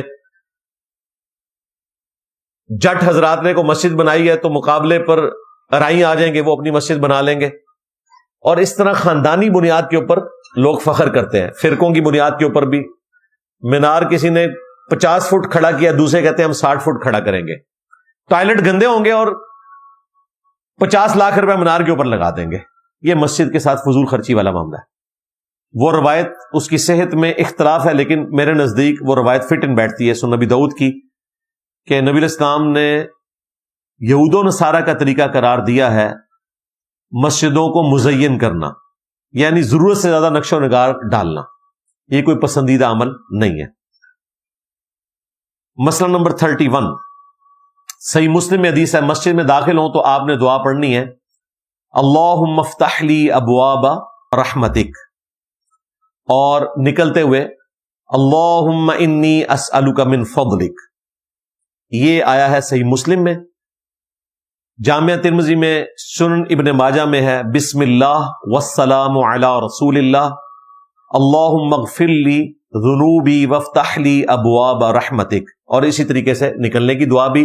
اس کی صحت میں کلام ہے، لیکن باقی احادیث کی روشنی میں یہ بالکل درست ہے کہ مسجد میں داخل ہوتے وقت درود شریف بھی پڑھا جائے اور یہ دعا بھی مانگی جائے۔ مسئلہ نمبر 32، بخاری مسلم میں حدیث ہے، نبی علیہ السلام نے اپنی جو نواسی تھی امامہ بنت ابی العاص، اس کو اٹھا کر جماعت کے ساتھ نماز پڑھی۔ جب سجدے میں جاتے تو سائڈ پہ بٹھا دیتے اور پھر قیام میں گود میں اٹھا لیتے۔ اس سے پتا چلا کہ چھوٹے بچوں کو بھی مسجد میں لا سکتے ہیں، اور اگر وہ تنگ کریں تو گود میں اٹھا سکتے ہیں، یہ جائز ہے، بلکہ سنت ہے۔ مسجد میں بچے آئیں گے تو ان کے لیے عادت والا معاملہ ہوگا۔ مسئلہ نمبر 33، بخاری مسلم میں حدیث ہے، سعد ابن معاذ کو جب زخم لگا تو ان کا خیمہ نبی علیہ السلام نے مسجد میں لگوایا تاکہ ان کی دیکھ بھال ہو سکے۔ لہذا مسجد کو ہاسپٹل بھی ڈکلیئر کیا جا سکتا ہے کیٹاسٹرافک کنڈیشن میں، جس طرح کہ غزوہ خندق کے موقع پر نبی علیہ السلام نے کیا۔ مسئلہ 34، بخاری مسلم میں حدیث ہے، ایک صحابی عتبان بن مالک حاضر ہوئے، یا رسول اللہ مسجد نبوی شریف میں پہنچتے ہوئے مجھے بعض اوقات تکلیف ہوتی ہے، جب بارش ہوتی ہے تو ندی نالے نکل پڑتے ہیں، میں مسجد تک پہنچ نہیں سکتا۔ تو آپ صلی اللہ علیہ وآلہ وسلم نے کہا کہ ٹھیک ہے، تمہاری خواہش ہے تو میں تمہارے گھر آ کر 2 رکعت پڑھ دیتا ہوں، کیونکہ ان کی خواہش تھی کہ آپ میرے گھر ایک دفعہ آئیں تو ایک جگہ پہ 2 نفل پڑھ دیں، تو میں اس کو اپنی مسجد بعید بنا لوں گا، گھر کی مسجد جہاں پہ عورتیں بھی نماز پڑھیں اور بارش کی صورت میں مرد بھی پڑھ سکتے ہیں۔ پھر نبی اسلام تشریف لے گئے، سارے محلے والے اکٹھے ہوئے، کوئی حلوہ بنا کے لے آیا، کوئی اور چیز بنا کے لے آیا، اور نبی علیہ السلام نے وہاں پھر جماعت کروائی نوافل کی، اور پھر اس جگہ کو مسجد بیت، گھر کی مسجد بنا لیا عتبان بن مالک نے۔ تو گھر کی مسجد ہونی چاہیے، ایک حصہ ضرور وقف کریں جہاں عورتیں نماز پڑھیں تاکہ پاکی پلیدی کا خیال رکھنا آسان ہو، اور وہیں پر مرد نفلی نماز بھی ادا کریں گے۔ مسئلہ 35، بخاری مسلم میں حدیث ہے، ابن عمر کہتے ہیں میری شادی نہیں ہوئی تھی، میں کنوارا تھا، تو میں محنت مزدوری کرنے کے بعد اپنی مصروفیات سے فارغ ہو کر مسجد نبوی میں ہی سویا کرتا تھا۔ اس سے پتا چلا کہ مسجد کے اندر سویا بھی جا سکتا ہے، لیکن نیچے کوئی چیز بچھا لے تاکہ پاکی پلیدی کا بھی اہتمام کیا جا سکے۔ اسی طریقے سے بخاری مسلم میں حدیث ہے، جب سیدنا علی سیدہ فاطمہ سے کسی وجہ سے ناراض ہوئے تو وہ مسجد نبوی میں جا لیٹے، اور وہاں پہ ان کو نیند بھی آ گئی۔ پھر ایک صحابی کو نبی علیہ السلام نے پیچھے سے بھیجا، انہوں نے آ کے خبر دی تو نبی علیہ السلام نے اپنے مبارک ہاتھوں سے جا کر ان کو اٹھایا اور ان کی داڑھی پہ جو مٹی لگی تھی وہ صاف کی اور کہا اٹھ ابو تراب۔ اسی وجہ سے انہوں نے ابو تراب اپنی کنیت رکھ لی۔ تو مسجد نبوی میں سونا یہ صحابہ کرام کی سنت ہے، اعتکاف کے علاوہ بھی یہ جائز ہے۔ مسئلہ 36، صحیح مسلم میں حدیث ہے، سعد ابن ابی وقاص جب فوت ہوئے تو سیدہ عائشہ نے کہا کہ ان کا جنازہ لا کر رکھو مسجد نبوی شریف کے اندر، میں اپنے حجرے سے ان کی نماز جنازہ پڑھنا چاہتی ہوں۔ تو بعض اصحاب ریلیکٹنٹ ہوئے، تو نبی علیہ السلام کی سنت کا انہوں نے ذکر کیا کہ زیادہ عرصہ نہیں گزرا، نبی علیہ السلام نے مسجد نبوی میں 2 بھائیوں کا نماز جنازہ ادا کیا تھا۔ تو یہ مسلم شریف کی حدیث اس پر گواہ ہے کہ مسجد نبوی شریف کے اندر نبی علیہ السلام نے جنازے کی نماز بھی ادا کی، یہ جائز ہے۔ افضل یہ ہے کہ جنازہ گاہ الگ سے ہو، لیکن مسجد میں بھی نماز ادا کی جا سکتی ہے۔ آج بھی حرم مکہ، حرم مدینہ میں آلموسٹ ہر نماز کے ساتھ نماز جنازہ ہوتا ہے، تو یہ جائز ہے مسجد میں نماز جنازہ ادا کرنا۔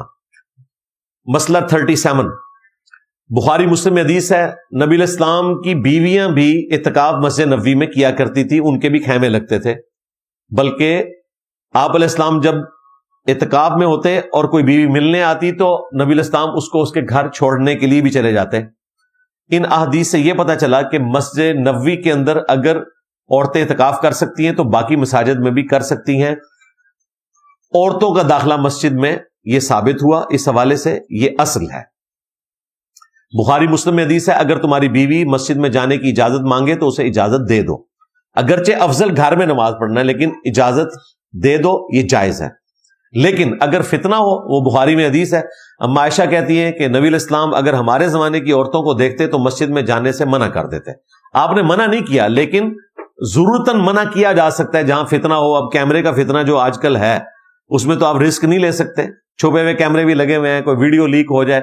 اسی لیے میں نے کہا تھا اجتہاداً اب عورتوں کو گھر میں ہی اعتکاف کرنا چاہیے بجائے مسجد میں اعتکاف کرنے کے۔ اسی میں زیادہ عافیت والا معاملہ ہے اس پرفتن دور کے اندر۔ مسئلہ 38، بخاری مسلم میں حدیث ہے کہ جب تک انسان نماز پڑھنے کے بعد اسی مصلی پر بیٹھا رہتا ہے مسجد میں، فرشتے اس کے لیے دعا کرتے ہیں استغفار کی، بخشش کی، جب تک کہ اس کا وضو ٹوٹ نہ جائے، جو میں نے پہلے بھی حدیث بیان کی۔ اس سے ثابت ہوا کہ بے وضو شخص مسجد میں بیٹھ سکتا ہے، صرف دعا رکے گی۔ نبی علیہ السلام نے یہ نہیں کہا کہ بے وضو ہو جاؤ تو مسجد سے نکل جاؤ۔ البتہ ابو داؤد میں حدیث ہے کہ جو جنبی ہے، جس پہ غسل فرض ہے، اور جو مخصوص ایام والی عورت ہے، وہ مسجد میں نہیں آ سکتی، اس کو اجازت نہیں مسجد میں آنے کی۔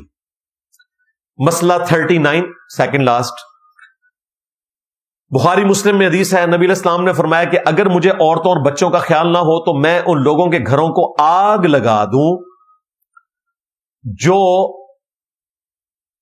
گھر میں نماز پڑھتے ہیں اور مسجد میں نماز پڑھنے کے لیے نہیں آتے۔ یہ وعید ہے، اس سے جماعت کا واجب ہونا ثابت ہوتا ہے۔ بلکہ صحیح مسلم میں حدیث ہے، ابن مسعود کہتے ہیں نبی علیہ السلام کے زمانے میں اگر کوئی بیمار بھی ہوتا تو 2 بندوں کے سہارے اگر مسجد میں آ سکتا تو وہ جماعت کے ساتھ ہی نماز پڑھا کرتا تھا، کہیں اسے منافق شمار نہ کیا جائے۔ نماز چھوڑنا تو دور کی بات، یعنی جماعت کا اتنا اہتمام ہوتا تھا۔ مسئلہ نمبر 40، بخاری مسلم میں حدیث ہے کہ جب سخت سردیاں ہوتی یا بارش کا موسم ہوتا تو نبی علیہ السلام مؤذن کو حکم دیتے، بلکہ بخاری مسلم کے الفاظ ہیں جمعے کے لیے بھی، حالانکہ سب سے تاکیدی نماز ہے، آپ اناؤنسمنٹ کرتے، اذان میں کہہ دیتے مؤذن کو کہ کہو صلو فی الرحال، گھروں ہی میں نماز پڑھ لو۔ ابن عباس کہتے ہیں نبی علیہ السلام یہ پسند نہیں کرتے تھے کہ لوگ کیچڑ میں نکلیں اور وہ گریں، تو جمعے کی نماز بھی وہ کہتے تھے گھر میں پڑھ لو، یعنی اس کے ایکویلنٹ ظہر کی نماز، سخت سردیوں میں اور بارش کے موسم میں۔ اس کو آپ ایکسٹراپولیٹ کر سکتے ہیں، خوف کی حالت میں، خطرے کی حالت میں بھی آپ گھر میں نماز پڑھ سکتے ہیں، کوئی گناہ نہیں ہے، یہ جائز ہے۔ البتہ افضل مسجد میں نماز پڑھنا ہے۔ صحیح مسلم میں حدیث ہے، ایک نابینا صحابی آئے، ابن ام مکتوم، باقی روایتوں میں آتا ہے، مسلم شریف میں صرف نابینا کے الفاظ ہیں۔ ان کا یا رسول اللہ نابینا ہوں، مسجد نبوی تک آتے ہوئے بعض اوقات موذی جانور بھی ہوتے ہیں، تو میں گھر میں نماز پڑھ لیا کروں؟ آپ نے فرمایا پڑھ لیا کرو۔ جب وہ جانے لگے تو آپ نے پیچھے سے آواز لگائی، کیا تمہیں اذان کی آواز آتی ہے؟ ان کا یا رسول اللہ آتی ہے۔ فرمایا پھر مسجد میں ہی آ کے پڑھو۔ اچھا، یہ ہے صرف تقویٰ، اور یہ ابن ام مکتوم کے لیے، وہ بڑے کامل الایمان تھے، ان کے لیے مسئلہ یہی تھا۔ آپ نے کہا کہ تم نے مسجد میں آ کے پڑھنی ہے، لیکن شرعی مسئلہ یہ ہے کہ نابینا شخص گھر میں نماز پڑھ سکتا ہے۔ اگر کوئی ساتھ لانے والا ہو وہ ایک الگ بات، جو بخاری مسلم میں آتا ہے کہ 3 اصحاب جو پیچھے رہ گئے تھے غزوہ تبوک کے موقع پر، تو ان میں سے ایک نابینا ہو گئے تھے، کعب بن مالک، تو وہ اپنے بیٹے کے ساتھ مسجد میں نماز پڑھنے کے لیے آیا کرتے تھے۔ لیکن اگر کوئی نہیں، آپ گھر میں ہی پڑھیں۔ اب شرعی مسئلہ کہاں سے ثابت ہوتا ہے کہ مجبوری کی حالت میں آپ گھر میں نماز پڑھ سکتے ہیں؟ وہ عتبان بن مالک کی حدیث بخاری مسلم میں کہ یا رسول اللہ مسجد نبوی شریف تک پہنچتے ہوئے مجھے تردد ہوتا ہے، بارش کے موسم میں ندیاں نالے نکل پڑتے ہیں، تو آپ میرے گھر میں آئیں تو مسجد بیت میں بنا لوں، میں گھر میں ہی نماز پڑھ لیا کروں مجبوراً۔ اسی طریقے سے بخاری مسلم کی حدیث کے سخت سردیوں میں اور بارش کے موسم میں نبی علیہ السلام خود ہی کہتے ہیں کہ گھروں میں نماز پڑھ لو، اذان کے ساتھ کہلواتے صلو فی الرحال۔ تو یہ آلموسٹ میں نے سارے مسائل کور کر دی ہیں۔ اس طرح بعض لوگ پوچھ رہے ہوتے ہیں کہ جی مسجد میں دنیاوی باتیں کرنا، مسجدیں ان کاموں کے لیے نہیں بنائی گی، باقی یہ جعلی روایتیں ہیں کہ مسجد میں اگر کوئی دنیاوی بات کرتا ہے تو قبر میں اندھیرا ہوتا ہے، اس طرح کی کوئی بات نہیں ہے۔ یہ ساری صوفیاء کی گھڑی ہوئی یا صوفی نما محدثین کی گھڑی ہوئی روایتیں۔ بہرحال مسجدیں ان کاموں کے لیے نہیں کہ وہاں پہ کاروبار کیا جائے، لیکن اگر مجبوراً کسی کا کوئی فون آ جاتا ہے وہ سن لیتا ہے، یا اعتکاف کی حالت میں بیوی سے بات کر لیتا ہے یا بیوی خامد سے بات کر لیتی ہے، تو اس میں کوئی ایشو نہیں ہے. مسجد میں اتنی باریکی میں جا کے چیزوں کا خیال رکھنا یہ پاسبل نہیں ہے. مسجد مسلمانوں کے لیے ایک کمیونٹی سینٹر ہے. جس طرح آپ دیکھیں یورپ امریکہ میں تو کمیونٹی سینٹر بنے ہوئے ہیں. بیسمنٹ میں انہوں نے خیر ولادہ کیا ہوا ہے. ڈرتے تو وہ بھی ہیں مولویوں سے. وہ انہوں نے بیسمنٹ میں وہ ساری فیملیز کے فنکشنز کرتے ہیں اور اوپر والا حصہ انہوں نے نماز کے لیے اس کو کمیونٹی سینٹر کا نام دیا ہوا ہے مسجد ہی ہے لیکن وہ ڈر کی وجہ سے کمیونٹی سینٹر کہتے ہیں. مسلمانوں کی ساری ایکٹیویٹیز کا مرکز مسجد ہی ہونی چاہیے. اللہ تعالیٰ سے دعا ہے جو حق بات میں نے کہی اللہ تعالیٰ ہمارے دلوں میں راسخ فرمائے, اور اگر جذبات میں میرے منہ سے کوئی غلط بات نکل گئی تو اللہ تعالیٰ ہمارے دلوں سے اسے دھو ڈالے اور ہمیں معاف بھی فرما دے. ہمیں کتاب و سنت کی تعلیمات پر عمل کر کے دوسرے بھائیوں تک پہنچانے کی توفیق بھی عطا فرمائے. صلو علی محمد وآل محمد. اللہم صلی علی محمد وعلی آل محمد واصحاب محمد وازواج محمد وامت محمد اجمعین الی یوم الدین آمین. اچھا میرے بھائیوں, کافی سارے بھائیوں نے بہنوں نے دعاؤں کے لیے کہا ہے, پرچیوں کے ذریعے بھی پورے ہفتے لوگ کہتے ہیں, اس لیے ہم وسیلہ اور توسل کے طور پر یہ دعا کرواتے ہیں. وسیلہ اور توسل کے طور پر کسی کی ریکویسٹ کے اوپر دعا کروانا یہ سنت ہے. بخاری مسلم میں احادیث موجود ہیں. جمعے کے خطبے میں لوگوں نے دعاؤں کے لیے کہا تو نبی الاسلام نے دعا کی. اللہم انی اسألک بأنک انت اللہ لا الہ الا انت الاحد الصمد الذي لم يلد ولم يولد ولم يكن له كفوا احد وإلهكم إله واحد لا الہ الا هو الرحمن الرحیم الف لام میم اللہ لا الہ الا هو الحی القیوم لا الہ الا انت سبحانک انی کنت من الظالمین حسبنا اللہ ونعم الوکیل یا حی یا قیوم برحمتک استغیث ولا حول ولا قوة الا باللہ العلی العظیم. اللہم صلی علی محمد وعلی آل محمد رب ارحمہما کما ربیانی صغیرا ربنا هب لنا من ازواجنا وذریاتنا قرة اعین وجعلنا للمتقین اماما. اللہم اغفر لحینا ومیتنا وشاہدنا وغائبنا وصغیرنا وکبیرنا وذکرنا وانثانا. اللہم من احییتہ منا فاحیہ علی الاسلام ومن توفیتہ منا فتوفہ علی الایمان. اے اللہ, جن جن بھلائیوں کا سوال تیرے محبوب صلی اللہ علیہ وآلہ وسلم نے تجھ سے کیا ہمارے حق میں قبول و منظور فرما.